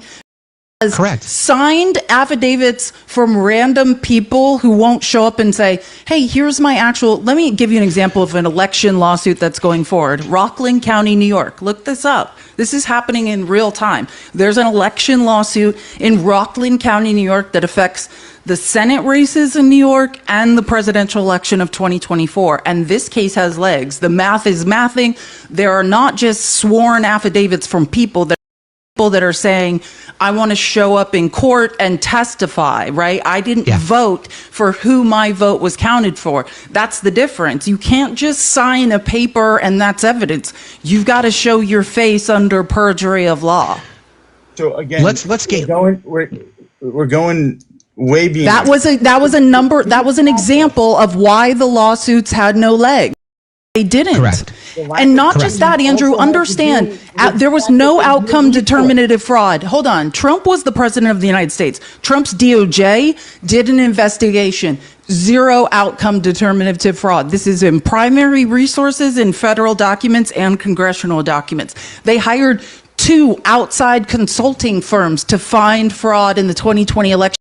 They found 0 outcome determinative fraud. I live in a Republican-controlled state, Arizona, where Republicans are like, we're trying to find the fraud you're looking for. Rusty Bowers, the head of the Republican-led House of Representatives, is like, bring me the evidence and I'll do what I want. There was 0 evidence. Rudy Giuliani said he had, quote unquote, this is in the court documents, primary source documents, left it in his hotel room, end quote. There was no evidence. None. Perfect. Let's game this out. Let's game this out. Process of the 1887. It was followed, Andrew. So let's game this out. Andrew, let's game this out. Andrew, let's game this out. Hold on. Let's speak in facts. When you have, you're not speaking facts. No, you're speaking your opinions, your feelings. Let's game this out. Okay, let's game this out. So Kamala Harris was not only the vice president, but also the presidential candidate. So in your mind, Kamala Harris could have said, you know what? There are improprieties. There are reasons for me to not support the outcomes of the duly elected president. Therefore, I am not certifying this election. Would you have been okay if she had done that? No, because she's not following the 1887 ECA. Yes, she is. She's using the ECA. Okay, why is she not? So you mean that if there were a panel of, in your words, alternative electors established, that Kamala Harris could then have chosen to accept those and therefore certified herself as the winner? Is that what you're saying? I get it. You're still confused about facts. I'm not. But can you answer that question, please? Can you answer that question, please? Answer that question, please. Answer that question, please. There is a challenge. Answer that question, please. Answer that question, please. Answer that question, please. Answer the question, please. Answer the question. Answer the question. Answer the question. A challenge signed by the. Answer the question. Answer the question. The challenge gets heard, and it gets. Who certifies the election? Who's the one that opens and certifies the election on certification day? Who's the one? The vice president. Exactly. So my point is, Kamala Harris, based on your could have worked with a Democratic rep and a Democratic senator, and they could have said, we're challenging the results. And by the way, there are alternate slates of electors prepared in state that Donald Trump won. Therefore, I'm gonna certify myself as the winner. Would you have been okay with that? That's not the process. It's exactly the process, dude. No, it's not, dude. It's exactly the process. The process is. Why can you not accept the truth? Challenge brought forth. You know what, dude? Joe Biden had a great moment. I'm just fucking done with you. My God. Sorry, guys. I think we use an opportunity to explain how unbelievably pathetic MAGA is. And now you guys watch. Andrew is going to go make a video attempting to say that he owned Felice and myself. This is, normally we don't like to carry those conversations very much. You guys know that we don't really debate very much anymore. But can people look into that level of delusion? Facts crashed out? No, facts didn't crash out. Can people look that far into that level of delusion? Present the exact same scenario. The exact same scenario, and I just put Kamala Harris in the position that Mike Pence was in, and I said Kamala Harris then decides that, you know what, I'm not going to certify, based on the Electoral Count Act, I'm not going to certify the election for Donald Trump. In fact, I'm going to certify it for myself. Come on. That is crazy. I know he comes up here so he can get clips. You guys watch. I will him because he will clip it and he will attempt to make videos and he will say that facts is triggered or blah blah blah. You watch. That's what's going to happen. That's crazy. I am triggered by idiocy. Yeah. Me too. Absolutely. No, that is crazy. People who have no idea what they're talking about trigger me, and hours I've spent reading primary source documents, I know. That's why the Supreme Court said, hey, here's the official acts Trump can't be tried for. And I mean, we literally watched the Roberts Court grant Trump basic immunity from unbelievably unconstitutional things. And the only thing they said, yeah, except for the fake elector scheme. That's can't help him there. That's an unofficial act. It's just, I think it's an exercise that occasionally, because I want people to forget this part of history. You know, I don't want people to forget the fact that Donald Trump will never be held accountable for what he did in an attempt to steal the election. He'll never be held accountable for that because of Merrick Garland. I'll throw some shade at Joe Biden for not either stepping in sooner, being a more aggressive general. I think there's lots of reasons there. But again, I think we have to talk about this. And sadly, as we discuss so often, as we discuss propaganda and not Russian propaganda, as we learned last week, and it's just, we have to kind of have these conversations, right? And I know just gonna say it again, Andrew's the smartest but one, so it just goes down from it. You know what I mean? I'm just saying because that's how insane it is. No offense, Patrick. I feel like we bonded over the years, but Patrick Henry, did he say anything factual, or was he just I feel, I feel like undocumenteds are up to something. It's okay, cool. Why lie about what I said? Andrew, everything you said was an attempt to justify your feelings. You don't have the facts on your side. You don't. You didn't want to discuss the court cases, most dismissed on standing. Didn't want to discuss the evidence. You didn't want to admit to the confessions made. You didn't want to admit to Rudy Giuliani saying, "Oh yeah, we had nothing. We'll just tell them that we have no evidence of all this criminality and these dead people voting. We'll just tell people as such." You don't want to talk about any of that, any of it. So that's why your argument is so weak. If you generally want to attempt to try to learn something, then listen to learn as opposed to falling into your nice, cozy, comfort feather bed of information. Why? I wish people would take everything I said as gospel. Can you imagine? And I'm right. Like, if people would just listen, I actually read primary source documents. Like, I know. And this is the other, like, because I read every document in the Kerry Lake voter fraud trial in Arizona. And I would say, I mean, it had no legs and no proof, and they were literally, and the judge was so nice. Like, this is the point, right? I'll be right back. Can people miscount votes in an election or whatever? You know, I think when they recount, it was off by like a few or whatever, right? It was a really close race. It's not to say that there can't be miscounted votes and you can be off by a few or whatever. That's not what the point is. You have to show intent, right? That's why it's called fraud, right? It's not just, hey, all these different people are counting votes in different places and a few got lost or double counted or, you know, whatever, or some of the machines broke, you know, that's not what it is. You have to then show this was an orchestrated scheme to commit fraud and change the results of the election. And this is like what a judge, and I say lovingly because I was like, where's this man getting this patience from? It was like he was teaching Kerry Lake how the law worked and basically begging like, okay, thank you. Like, we got it. Like, okay, like some votes were miscounted. Now is where you show intent.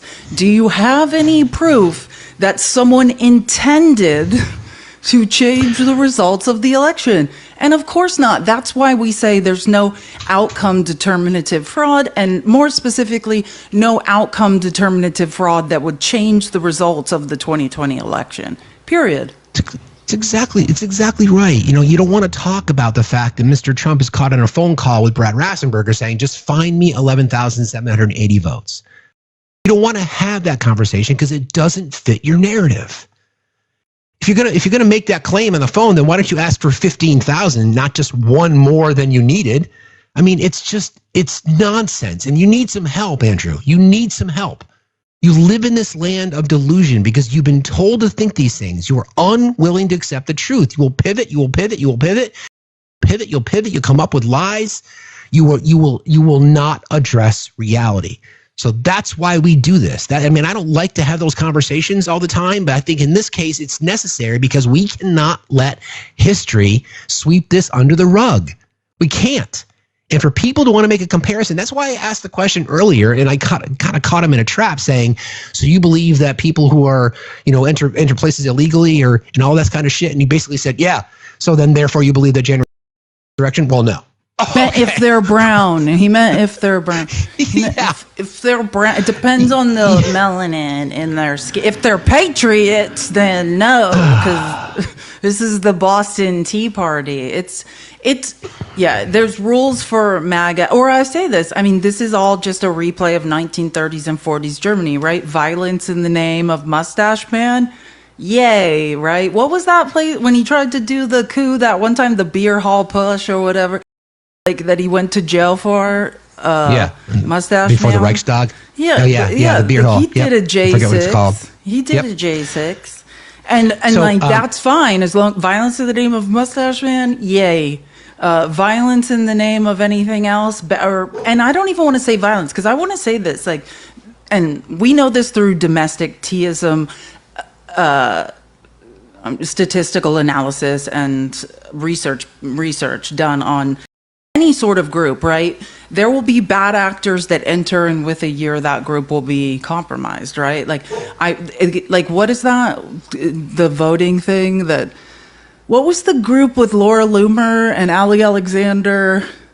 where they were like collecting millions of dollars, saying that the election was stolen and no one knows where the money. Stop the Steal. Yeah. Stop the Steal. Sorry, exactly. Yeah, it's like something that can start as a good idea ends up as just, where the F did $50 million go? Yeah, and again, this is part of the states' rights. We didn't even get into this specifically, but I mean, I think that it's just another example, and this is what fascism has done. This is what people who, when you have a concerted effort to delegitimize the courts, to delegitimize the press, to delegitimize the rule of law.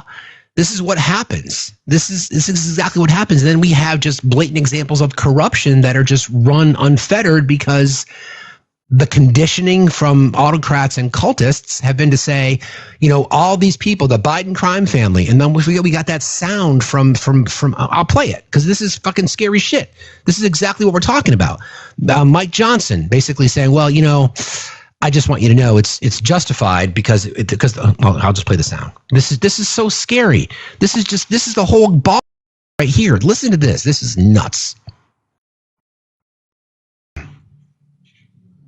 Very critical of President Biden and his family's foreign business dealings. You supported an impeachment inquiry as a result of it.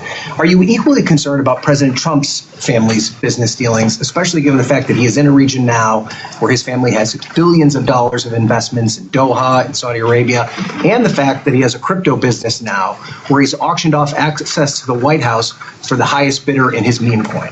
Look, there are authorities that police executive branch ethics rules. I'm not an expert in that. My expertise is here in the House. Okay, I will say that it's the legislative branch. Many people refer to the Bidens as the Biden crime family is because they were doing all this stuff behind curtains. Whatever the President Trump is doing is out in the open. They're not.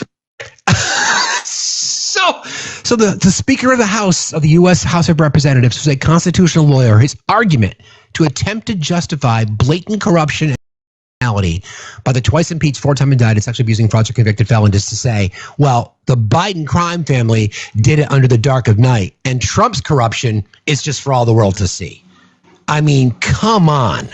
And can I just, again, read every single document of the impeachment trials? And I'm not talking about, I did watch them. I read the transcripts. I read the entire behind closed doors Hunter Biden interview.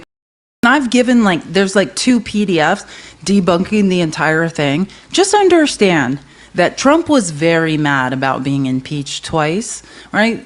I mean, he wasn't exactly removed, but he was impeached. There was an impeachment vote twice, and he was upset about that. And he if there was any evidence to call for that impeachment vote against Joe Biden, if anyone was on board, if you the sham impeachment hearings, by the way, that cost us millions of taxpayer dollars, which was just a complete sham. Republicans of the Oversight and Accountability and Judiciary Committees would not show up because they were so ashamed. People resigned from Congress saying, this is not why I'm here. This is actually embarrassing. I don't want to be on camera while you conduct this sham.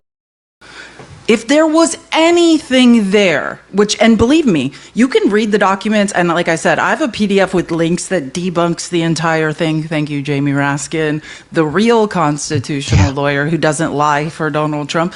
If there was anything that could link at all to Joe Biden, to anything his son was up to, believe me, there would have been an impeachment vote. There just wasn't. And that's the truth. And Trump is being paid by, I'm not talking about a bank in China. I'm talking about a Chinese state-owned bank who is renting floors, empty floors in Trump Towers, paying him. And now it's a million times worse. He's just I'm doing it out on the open. And MAGA's argument is everyone does it. No, they effing don't. No, they effing don't. Here's another example. This is reported from ProPublica. More than a dozen U.S. officials stocks before Trump's tariffs sent the market plunging. More than a dozen high-ranking executive branch officials and congressional aides have made well-timed trades since President Trump took office. Most of them selling stock before the market plunged amid fears that Trump's tariffs would set off a global trade war. All of the trades came shortly before a significant government announcement or development that could influence stock prices. Using non-public information work to trade securities could violate the law. Even if the trades weren't influenced by insider knowledge, trading stock while the federal government's actions move markets can undermine faith in government and the markets ethics experts say. Quote, it then becomes a thing where our markets look rigged, one expert said. One set of well-timed transactions was made by Marshall Stallings, the director of intergovernmental affairs and engagement for Trump's trade representatives. On March 25th and 27th, Stallings sold between $2,000 and $30,000 of stock in retail giant Target and mining company Freeport-McMoran.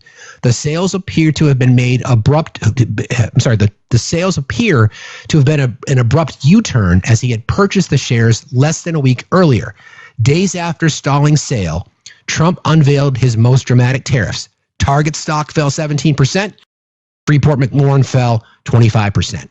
In response to questions from ProPublica, the officials who made the trades either said they had no insider information that would help them time their decisions, or they did not respond to questions at all. Stallings and the Trade Representative's office did not respond to multiple requests for comment. Pam Bondi has yet to answer questions about the trades, and the Justice Department did not respond to questions or comments. And we've got dozens of examples of things like that. But Mike Johnson will tell you that the corruption and criminality and fraud and ethics violations, because they're transparent in the Trump administration, that's fine. I think insider trading should absolutely be outlawed. I would go so far as to say that if you were a lobbyist, you can't serve in government, and I don't believe you should be able to be a lobbyist after serving in government. So it is what it is. Attorney General shouldn't be a lobbyist.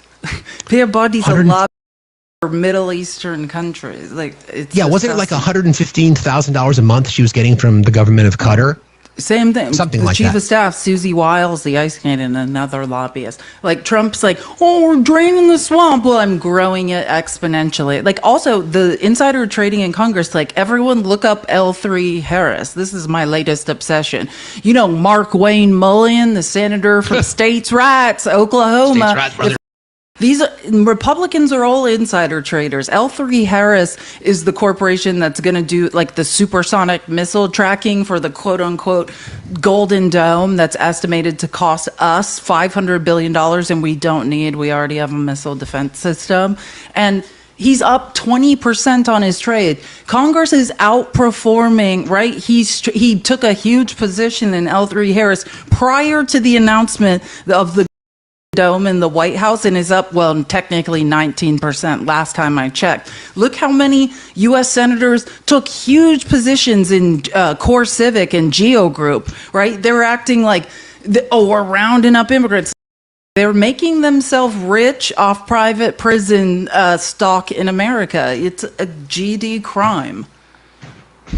If you want to be in Congress, stop crying for your cost of living adjustment while enriching yourself with insider trading. Sign something that says you won't take stock positions. And I don't mean you, I get it. You're not placing the trades. You won't have someone place them for you. No one you won't place them in your family's name. You will nowhere benefit from the insider information you're getting from Congress, and then maybe American taxpayers will be more interested in giving you a cost of living adjustment. I was reading about if the federal minimum wage had tracked with rates of inflation and GDP, it would be closer to $24 an hour right now. So it's kind of interesting to think about. We're talking about, an opportunity to invest in the people who need it the most. I've got some more sound I want to play for you guys, since we're still talking about states' rights and how Gavin Newsom has come out recently and said that we should just withhold. If the president wants to threaten to withhold federal funding, then California should consider not sending federal income tax. And then you know what? Go for it. Go for it. Maybe that's the kind of shit that we need to have happen. I want to play this sound because it speaks to the things that Felice talks about a lot, that I talk about a lot, and to the Trump tax cuts and what they've done and how the Trump tax cuts have put us in the position that we're in. But it's more than just the Trump tax cuts. Actually, I've got the data instead. So there's a claim that's been made that 57% of the U.S. debt since 2001 is directly attributed to the Bush-era tax cuts and the Trump 2017 TCJA. So 50%. Two significant tax cut packages that cost the federal government roughly $10 trillion by reducing revenues instead of increasing spending. Over time, this revenue shortfall has driven more than half of the rise in the debt to GDP ratio, a key indicator of fiscal health. If you strip out the immediate but temporary effects of emergency spending, like the Great Recession stimulus of 2008, 2009, and COVID relief, that share jumps to over 90% of the debt's ratio. So if you add those two emergency times that we had to spend, in hindsight, I wish we hadn't bailed out the banks, but I get it. Otherwise, 57%, so nearly 60% of our current debt is directly attributed to the Bush-era tax cuts and the Trump tax cuts. Tax cuts significantly altered the trajectory of federal finances. Without them, the debt to GDP ratio would likely be stable and or declining. I feel like I'm about to have like an orgasm. Like that's, yeah. Like, no, like this is, now you're speaking my language. Like this is what I keep talking about. And like, if you try to debate MAGA, this is true. MAGA's brains don't work. So like, if you try to have a debate with MAGA about numbers, they'll just look up, you know, like the years it as president, you know what I mean? And then they'll try to be like, well, look, like something increased during this time. I'm like, oh my God, they have no idea. Like you have to actually tie back to someone's presidency. What revenue or what debt did they saddle with, you know, saddle us with? What was necessary? I love listening to MAGA try to pretend a worldwide pandemic didn't happen. But facts are Joe Biden recovered the best in the G7, narrowing the deficit, the most in modern history. Oh, except for once this big, beautiful bill passes. It'll be the single largest blowout to the deficit and to the debt in U.S. history. And we know, we have 45 years of trailing data now. If you still believe that giving billionaires and corporations tax cuts means that the middle class is going to grow, you are ignorant by at this point. We know it nothing trickles down. As a matter of fact, everything just keeps trickling straight on up in defiance of gravity. The ongoing burden isn't just the initial lost revenue, it's the perpetual interest and on the debt never taken on. In summary, 57% of U.S. debt increases refers to the rise in the debt to GDP ratio since 2001. Tax cuts under Bush and Trump account for $10 trillion lost revenue, driving that majority share, and excluding one-time crisis relief like COVID and the recession, these tax cuts explain over 90% of the debt to income ratio increase. Maths, right? I mean, again, these are the things that we've been saying. People want to point to economic policy, and as we discussed last week, we talk about how one of the biggest lies told the American public is that conservatives fiscal responsibility. It's just we are in the financial situation that we are in now, primarily, lots of reasons, capitalism, oligarchs, whatever it might be, the rich eat the rich, but it's tax policy. We see it. Nearly 60% of our debt attributed directly to taxation or lack thereof on the right, tax cuts to the rich. Even Steve Bannon said it last week. We can, like, the tax cuts should be for the middle and lower classes in perpetuity. They cannot be mathematically, he said. He's like, if you can do math, we cannot give tax cuts to the rich and corporations in perpetuity. Those tax cuts should go to the middle and lower classes, but they cannot go to corporations and billionaires. It's mathematically impossible. Possible. Exactly. Mathematically impossible. It's funny because when we were texting yesterday back and forth with Greg made an interesting comment when we were talking about how states' rights for thee, not for me. And he mentioned, because those of you who don't know, there's a convoy of tanks and rockets and everything else that are being shipped to D.C. And Greg's like, do you think this is part of the plan to declare martial law? And I mean, I don't think martial, again, M-A-R-T-I-A-L. Not Marshall Dillon, not Marshalls, which is a chain store in the Northeast. I don't know if they have it anywhere else, but it's like a TJ Maxx. It's like an elevated TJ Maxx. So I thought I would just kind of go over, like, the definition of what martial law is so people can have that as moving forward, so people really know, because it's a term that gets thrown out there a lot. But martial law is not just a military presence; it's the collapse of civil control under the weight of authoritarian. And it always begins by claiming to, quote, restore order. In the U.S., martial law is not clearly defined in the Constitution, but the ambiguity is exactly what makes it so dangerous. It typically means the military replaces civilian government authority, normal legal processes are suspended or ignored, citizens may not be citizens may be subject to curfews, checkpoints, warrantless searches, detainment without charge, etc., and local law enforcement is absorbed or even overridden by federal command. It can formally be declared, or it can happen in effect without an announcement. When governors are bypassed, federal troops flood cities, and constitutional rights are quietly pushed aside. Right now in California, we are seeing federal troops deployed under Title X, not state control. ICE raids escalated in scale and in violence. Protesters met with gear and military tactics. A show of federal force that local officials did not authorize and do not control. This is a soft launch of martial law. And if it succeeds, if people stay quiet, divided, or afraid, it will spread. Martial law is not the last step. It's the first stage of full-blown authoritarian rule. Historical parallels that should alarm you. Fascism rarely arrives fully formed. It tipped under the guise of necessity. It masks itself in order, security, patriotism, etc. And then once it's normalized, it tightens the grip.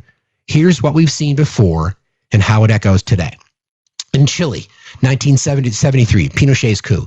Under the pretext of restoring order during unrest, General Pinochet seized power in Chile with U.S. backing. What followed? Civil liberties were suspended. Attribute this all to the United States. And then you wonder why people are at the southern border. Exactly. What followed after the U.S. was part of this? Civil liberties suspended, military tribunals replaced civilian courts, thousands imprisoned, tortured, disappeared, dissent criminalized as terrorism. Now, ICE raids echo internal cleansing. Military presence on U.S. streets is no longer unthinkable. It's active policy and happening. Nazi Germany, 1930, the Reichstag fire decree.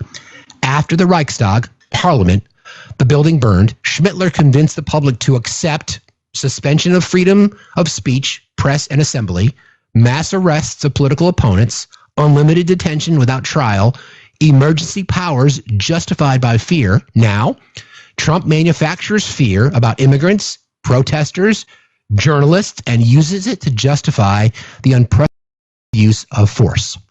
United States, 1942, Japanese internment. U.S. government forcibly relocated and interned 120,000 Japanese Americans, most of them citizens, under the guise of national security.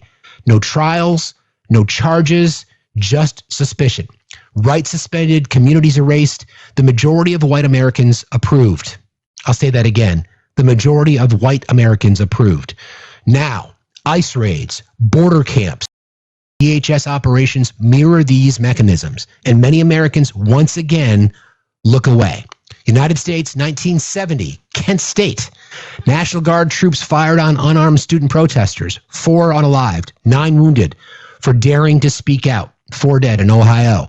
Now we see riot police with military gear at peaceful protests, gas, batons, flashbangs deployed on U.S. soil against U.S. citizens. Pattern here. First, they provoke crisis, then they consolidate control, then they criminalize dissent, and always they test the people. They count on fear, forgetting. We cannot forget, and we most certainly cannot.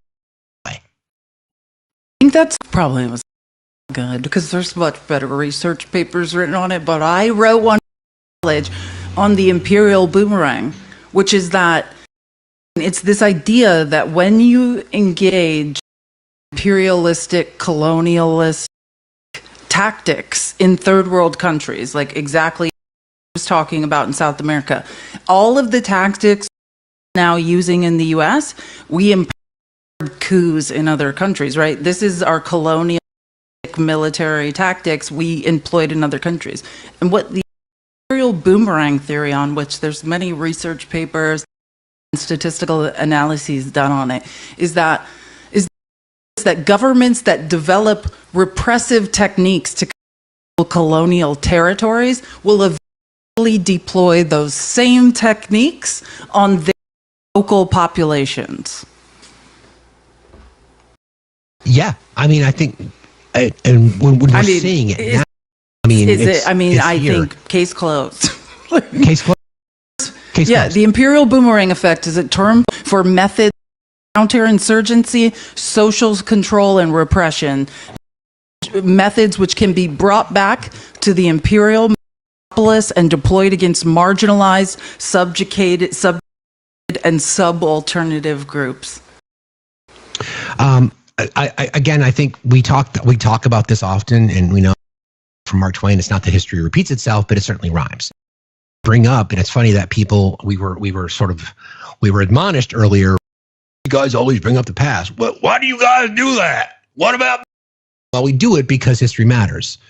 We do it because that's. Hillary poured bleach on her server. What? Biden, Crumb family.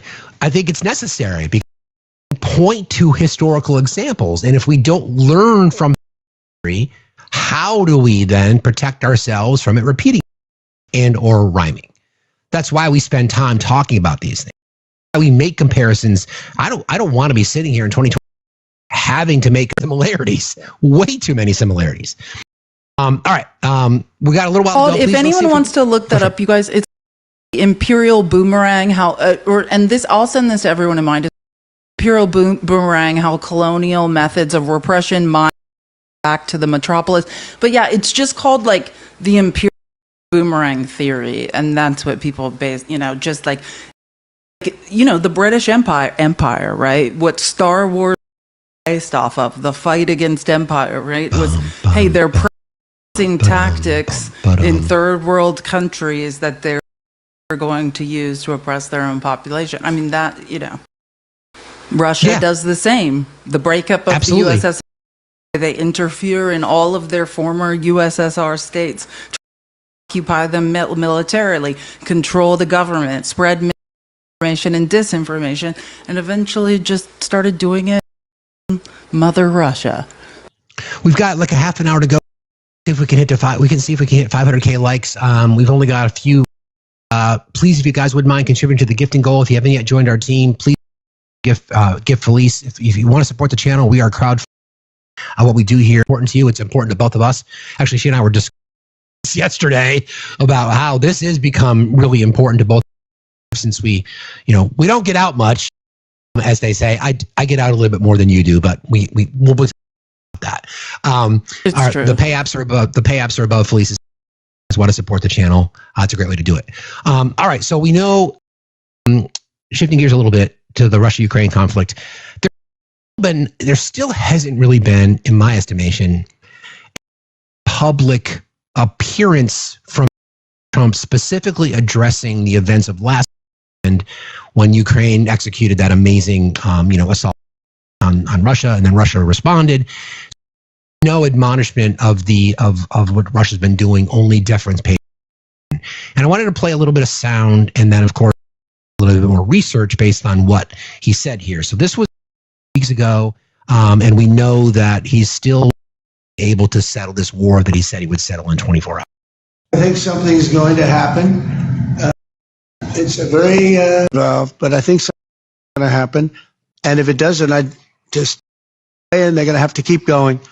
Again, this was a European situation. It should have remained a European situation. It should have remained, but we have, because the past administration felt very strongly that we should be involved, that we got involved much more than Europe did into money and all of the things that we gave. We gave massive amounts, record-setting amounts given to a foreign. There's never been anything else, both weaponry and money. And they gave a lot also, but they didn't give anywhere near what we gave. We gave probably almost 3 times the amount. And it's a shame. The whole thing is a shame. Okay, so was that that Europe has given 3 times more to support of Ukraine fighting against the illegal off unauthorized invasion of Russia at the hands of Vladimir Putin.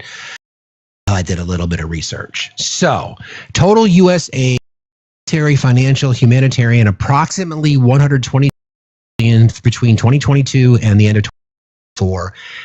There was money otherwise authorized, was allowed to continue, but no a freeze on additional. $122 billion from the U.S. That $67 billion was direct military aid and roughly $50 billion in financial and/or humanitarian assistance. As of February, U.S. aid was halted under the current Trump administration with no new packages since January 9th of 2025. EU, so the number of states, 122 billion. The EU member states institutions have contributed 158 billion in combined military, financial, humanitarian, and refugee support. By early 2025, Europe's total exceeds U.S. by approximately $25 billion. So I don't know in what world, in what maths world the president is in, but the EU not only has the United States not given 3 times more than the EU, we've actually contributed less to Ukraine's security. I know math is hard, but Europe has outpaced the U.S. in total support, roughly 20%. Military aid, European support adds significant value, covering humanitarian and economic needs, not the U.S. And when measured as a share of GDP, all European nations, Estonia, Denmark, Latvia, Lithuania, have contributed substantially, some over 2%. U.S. policy has created an opening for EU to increase leadership via a new arms package. European confidence is growing. Germany's major general said Europe could even sustain Ukraine's defense without U.S. support. However, Europe still struggles with capacity in advanced systems, air defense, range missiles, etc. In summary, U.S. remains a military donor but has paused aid as of 2025. Europe has overtaken the U.S. in total support, military, financial, humanitarian, refugee combined, and a new blend of initiatives is underway to compensate and develop independent capacity. So Europe understands the severity of the situation. Again, it shows the weakness and the cowardice, as we have a conversation with Andrew last week. Why hasn't Trump been aggressive with Vladimir Putin to say, I want the war to end quickly, like I told my voters? Couldn't agree more. And think about it, like all of the energy. And again, Andrew's one of the smart MAGAs. I'll say that. Says he's not MAGA, but I mean, if you're gonna spread those types of alternative facts, then you must be. Yeah, but exactly. Think of the energy it takes to defend, which is indefensible up until the Supreme Court, when they're like, the only unofficial act, fake elector scheme. Sorry, we can't defend that. And literally, you'll still defend him. And here's the problem. Mathematically, this is the person who's robbing. I'll never understand it. Immigrants don't have your money. As a matter of fact, they contribute to the U.S. and the growth of the U.S. economy and to our retirement. Makes no sense. You have unless you're just looking at skin color and being weirdly paranoid, none of it support immigrants. They supplement the U.S. economy and contribute to retirement. And I could get into mathematical arguments of this, cost them money. It's not true. I mean, I could give a mathematical argument of how that happened. Let's just say the simplest way to say is 45 years, all we've seen of transfers of wealth to the top of the economy. We know we're being robbed by what group of people? The capital, the billionaires, the donor class, the aristocrats. That's what Marx was shouting the same thing after the French Revolution. Hey, I was really into that revolution. We were saying no more kings, no more queens. But now these mother effers are just by another name, capitalists. They never went away. They still have all the wealth, and they're right at the top of the economy, robbing us. That's what all Karl Marx was ever. He's like, hey, should we have equity or should we be slaves? That's the only thing he was positing is like, hey, you guys said you were getting rid of kings and queens, and they're still here, and maybe we should wonder why we don't have any equity in the slave labor world as one unit for a billionaire. That's it. It's that simple. I just, by the way, friends, I just got a text from my mechanic. My daughter's car is beyond repair. So anybody live 500 miles of Vermont, if you've got a car you want to unload, let me know, will you please? Appreciate that. And the hits just keep. I'm sorry, Facts.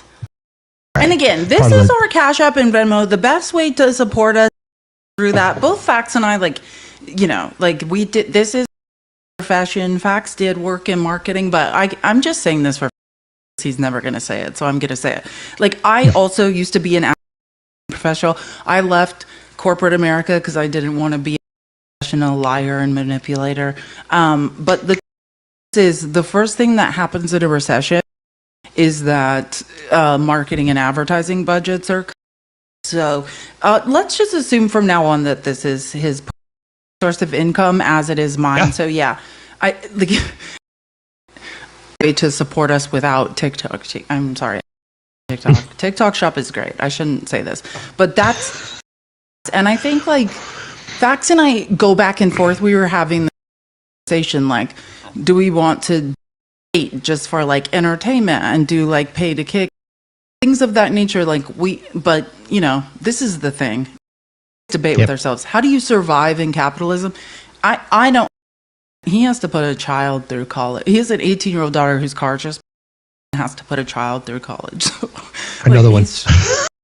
No, I don't know how. I can understand the pressure you want. And there's no wrong way to survive in capitalism. I just want to say that no one should feel guilty for how they survive in capitalism, especially when you have dependents that are children. In fact, I'm not going to say any of that, so I'm just saying it for him. Thank you. I appreciate you.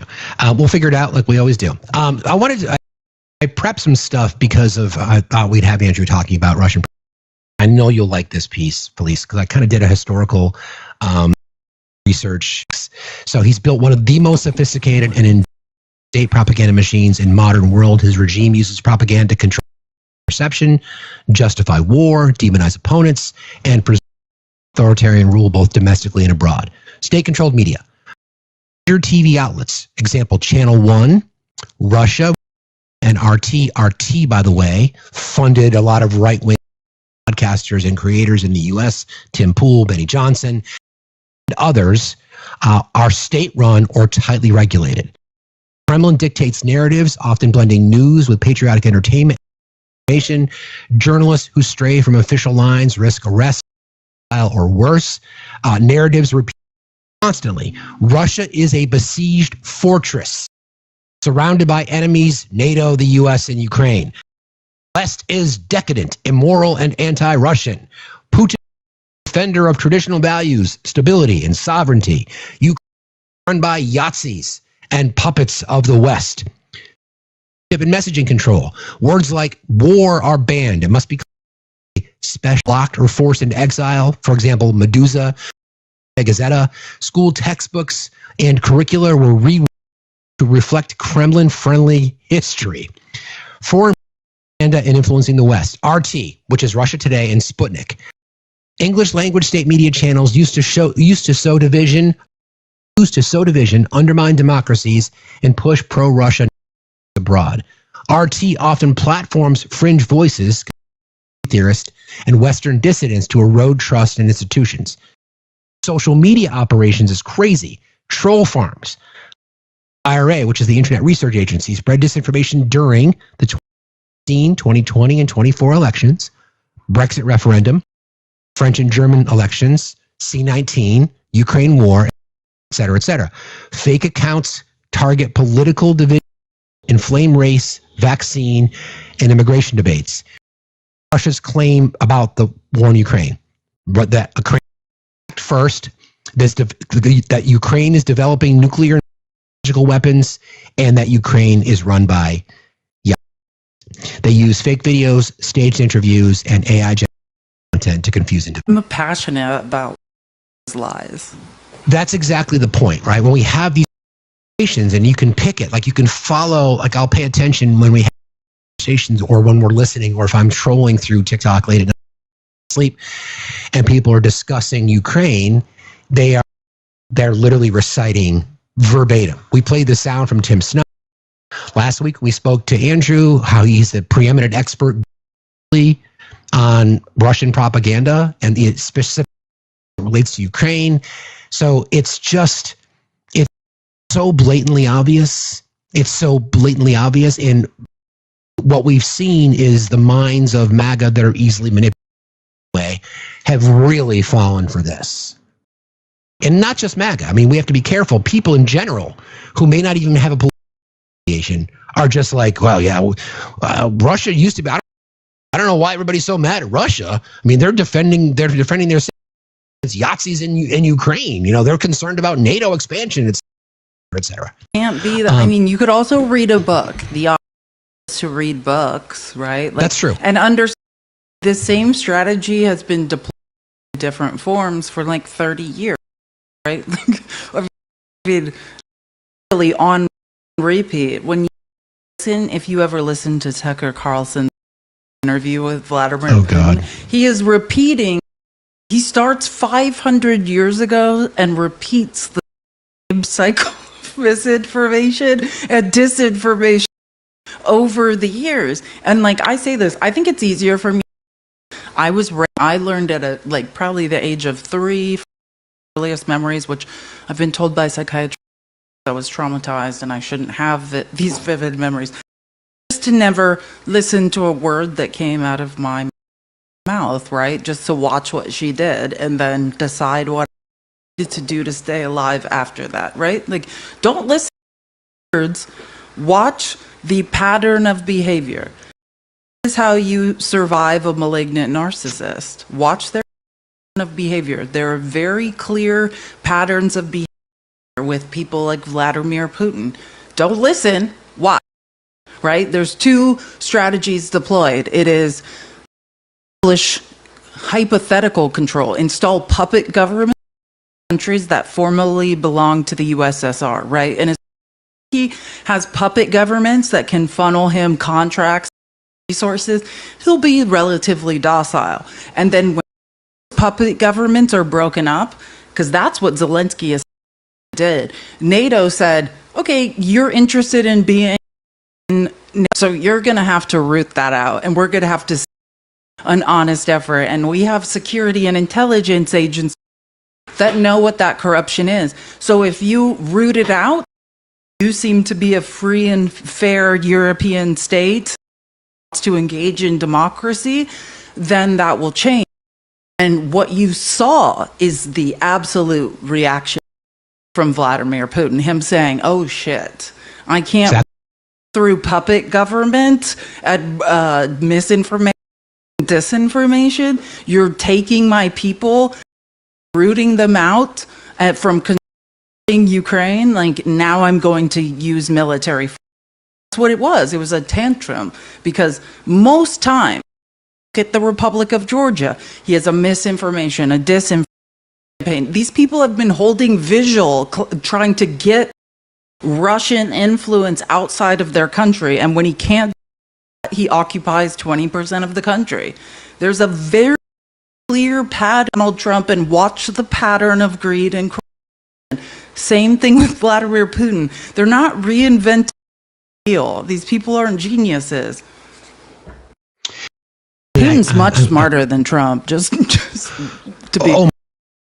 And you were just touching about how the Burisma connection and the the sound, that famous sound at that Joe Biden was the vice president representing the policy of the Obama administration, saying, like, I call the president right now to withhold that funds. And the right, through propaganda funneled through their bot farms and through social media, say that's an example of Joe Biden administration attempting to protect Hunter. No, it was exactly opposite, because they were not investigating corruption. Said, you're not going to get this money unless you prove to us that you do want. And they were laundering money, and European were saying, we have the financial document what this guy is Hunter Biden. No, it wasn't. They were laundering money. They were, I mean, yeah, all you got to do is just look at the primary source documents. Stop listening to what pathological liars say. Yeah, I mean, and I'm glad you pointed that out. You know, this is MAGA leftists. Is this the day where you're going to grow some balls up here, or are you just in the comments to make random claims and never back them up? Are you get on camera today and say something? Sorry, I'm just MAGA leftist has been stalking on the internet for months now, and I've just this could be it, MAGA left. We could meet. Yeah, I can't invite you, MAGA. I can't invite you, MAGA leftists. Please come on up because I'm about to get something to really get your goat. I asked, and Felice and I had this discussion yesterday. He will not come up here. Yeah, just as we were prepping for the show. He won't. I did a video yesterday. One of the biggest lies told to the American people is that the reason that the second tyrannical government, which is a bold-faced lie, which in fact it's really, if that were the case, then why would they address treason and insurrection in the Constitution? So if you make claims about a revolt or an uprising against the government, you are committing a crime. So it's kind of funny. So the history of the Second Amendment in particular, and I brought this up because would you want brown-skinned people in LA to be able to bring firearms to these protests to push back against a tyrannical government, or is it only tyrannical if it's opposition to a red hat? So here's a little bit of a history lesson. Again, the text of from 1791, the text of the 2A, regulated militia being necessary to the security of a free state, comma, people to keep and bear arms, comma, should not be infringed. The language was held by political tensions between Federalists and anti-Federalists, also by Southern states' fear of slave uprising. In Southern states like Virginia, South Carolina, and Georgia, white landowner people, plus the fact that at post-revolution, the militia was so scattered, settling, right, trying to find a spot to live. So there was the state militias were considerably smaller, and the U.S. at that time was just fractured, okay? So Southern slave owners, Virginia, South Carolina, Georgia in particular, really concerned about, because they were now outnumbered by enslaved people. So high-profile slave rebellions led by Gabriel Prosser, 1800, and Nat Turner. You want to read heroes in American history that never get discussed? Read about Gabe Prosser, Turner. They deeply terrified white elites. To suppress rebellion and maintain white supremacy, Southern states relied on slave patrols, militia-like forces composed of armed white citizens who searched for runaway slaves, broke up gatherings of enslaved people, disarmed free black people, and violence to enforce control. These militias. States' rights, brother.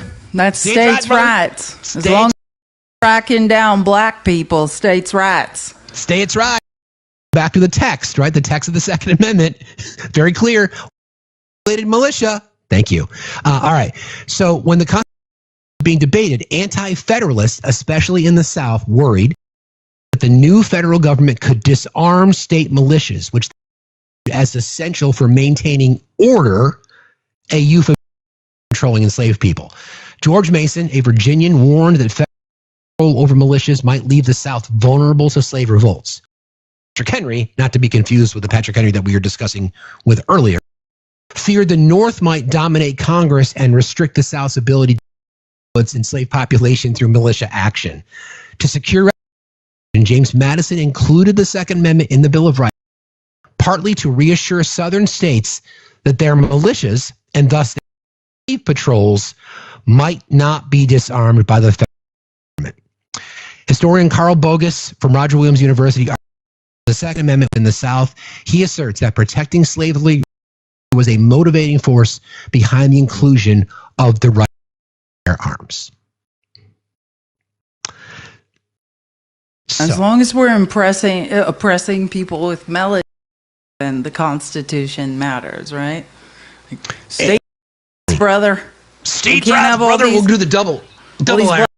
brown people voting. States' rights, brother. Let's gerrymander this state. Let's suppress voting rights.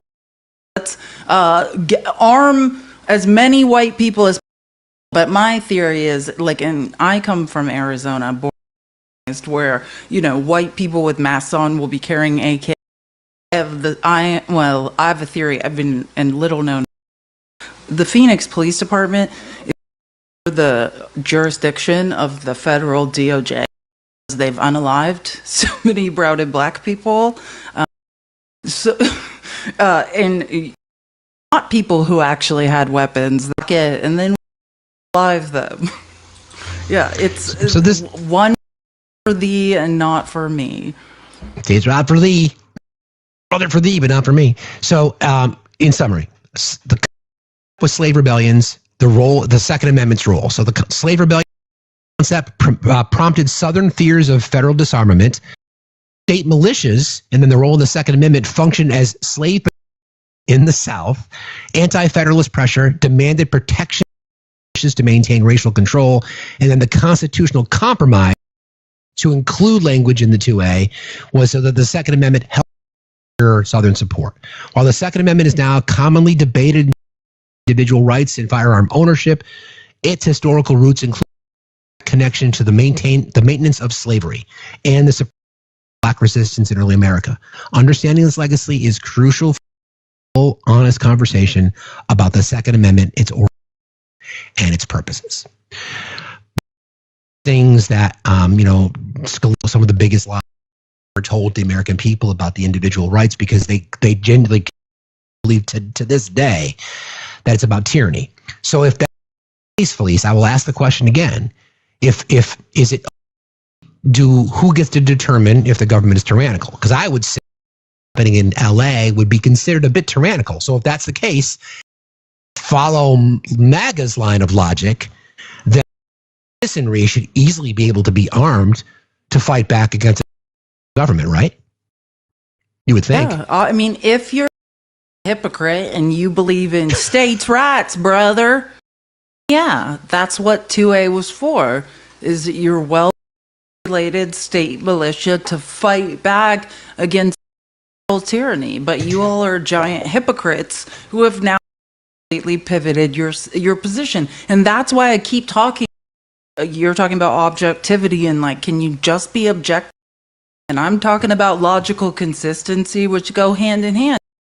You can't have people and you, or it's states' rights for no one, and you guys are giant hypocrites. And all of your shit about federalism and all of this just was because you were racists who wanted, to maintain power. So which one is it? Are you logically consistent and objective, or was this a war the entire time, and a class war? What is it? It can't be both. You're absolutely right. Or people in Los Angeles should be arming themselves and fighting back if you're logically consistent. Really, and that, again, that's a states' rights argument, right? We can certainly have that conversation. The last little piece I wanted to touch on, and we talked about this a little bit earlier, federal income tax contribution. Mr. Trump wants to threaten cutting federal funding. We'll just stop sending our tax dollars to D.C. since California contributes billions of dollars to support Mississippi, Alabama, West Virginia. Blue states that are Democratic leaning in regards to federal income tax and spending. Blue states tend to be wealthier with higher income values. Residents pay more in federal income taxes and often receive less in federal aid relative to what they contribute. States tend to have lower median incomes and higher poverty rates. Residents pay less in federal income taxes and often receive more federal aid per dollar. And I went through the exercise. New Jersey, 80 cents. They receive 82 cents for every dollar per every dollar. New Jersey gets 82. Mississippi gets 210 back. Blue states as red states. On average, wealthier blue states send more money to Washington than they get back in services and aid. Red states, buckle up, since we know that Medicaid and SNAP benefits are on the chopping block in the big, bold, beautiful bill. Red states depend more on federal aid programs like Medicaid, app for food assistance, infrastructure funding, and agricultural subsidies are heavily used. Here's the irony. Red states advocate for smaller government and low taxes, rely more on federal spending, while blue states often advocate for more federal investment, yet subsidize federal spending in states. Make it make They sense. don't understand facts. Let me help you. You're welfare queens. You're all welfare queens. You guys are, well, the biggest welfare queen on Musk to the tune of $8 million a day.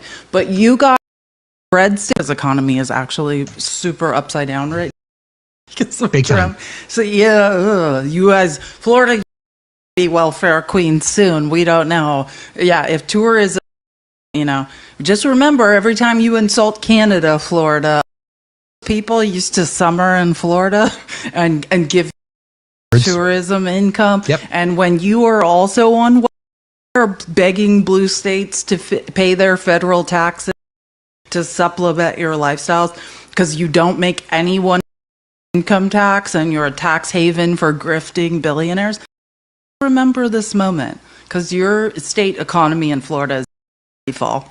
I enjoy watching the numbers. It's the question, and we'll wrap here, but should each state fend for itself? Right? I mean, because that's what they want. That's the states are at. I need to move. Right? I live in a red welfare state, Arizona. I respectfully would like to keep receiving federal dollars from blue states. I ask humbly. Otherwise, I have to move. I get it.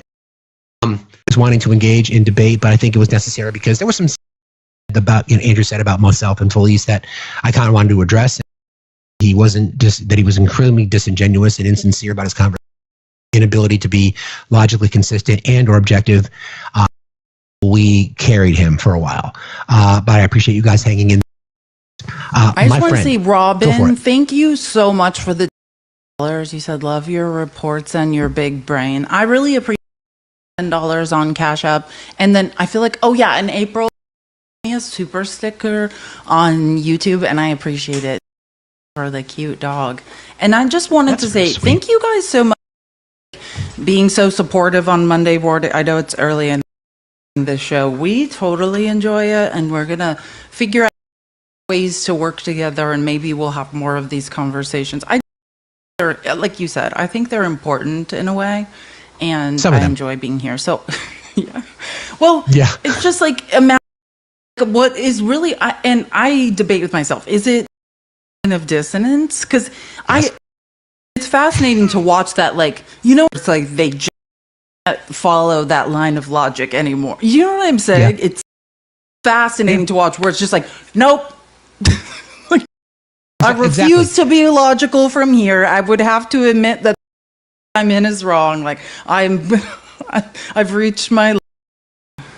Yeah, I mean, you're right. It's cognitive dissonance. It's confirmation bias. It's all those things. It's part of the Russian propaganda strategy. The polarization. It's all part of the same recipe, in my opinion. As we've discussed many times, can I share a little bit about what we talked about the week while you're away, potentially? Can I just kind of allude to that? Felice and I discussed yesterday that there may be some times when you'll see us in the and we might set up situations where we debate the two debating people who are in opposition. We might do it on a different account. We're working on putting together for that. Programming note, tomorrow night, 7 p.m., that myself, Felice, and Matt will be talking edition of What Are You Effing Fighting For? The Fight For, our town hall series. It'll be 2 hours tomorrow night. And we want Matt to host. He was kind enough to offer to host. We'll rotate this around because I want to have this conversation about the U.S. military and now how they're involved in L.A. And I've got very strong opinions about that. So that will be tomorrow night, 7 time. Are you live later today, or are you going to take a nap? I know. That's what I'm trying to decide. I might do a live later only because, just like you have a problem with your daughter, I to take my father to a doctor's appointment. So I'll let you guys know in the Discord and the next. I just need to go, return some phone calls, figure out what's going on, and then I'll know. Otherwise, plan on doing our same live with Matt in the morning, 8 a.m. Pacific time, 11 a.m. Eastern, and then 4 p.m. Pacific, 7 p.m. Eastern. Matt, Steve, and I, and we want to do like Tomorrow. some town hall Yep. stuff. Yeah. So, Yep. so we perceive this, what's going on in LA. I think, yeah, like healthy conversation we can have around it will be good. Because I feel like Steve and I were, and it was almost like we weren't even acknowledging what was happening in LA. And I think like me not sleeping again last night and kind of just inundating myself with that information, it is overwhelming to be in this country and to survive. So if you're feeling like you're going insane, I just want to validate you. You are not alone. I feel it too. Very. I have like, what is that like analogy where you have all these like plates in the air? That's what I feel like. We're all just trying to survive. We're, you know, and it's, yeah. You can join the club if you want. If you two are, if you two are insomniac and you can't sleep at all, then you can join Felice and I, because we're just start debating. That's one of the things we're talking about. We should just start like debating in the middle of the night where we're not sleeping. Just say like, if you are overwhelmed and you're like, I'm just trying to survive normal shit, and now on top of all of this, I have no idea how to plan for my future. I am right there with, like, I've got to keep my dad and my cat alive and like make money. But yeah, like, so I just want to express like, alone. We're all struggling through this together. We are, and that's why we're here, and that's why this is important to us. And I'll echo it earlier about how, you know, we appreciate the support that you show both of us. That you've spent a lot of time building up your channel, done the same here, and we could not do without you. Thank you all very, very much. We don't know about Felicia. Let you know about. Thank you, mods. We're going to raid our friend Manda. Please tell her we said hi. You guys all, Amanda MBW. And if you anybody within 100 miles, if you got a car you want to unload, please DM, because it's about to be summer and we're going to be down a car in our house, which is going to be a anyway.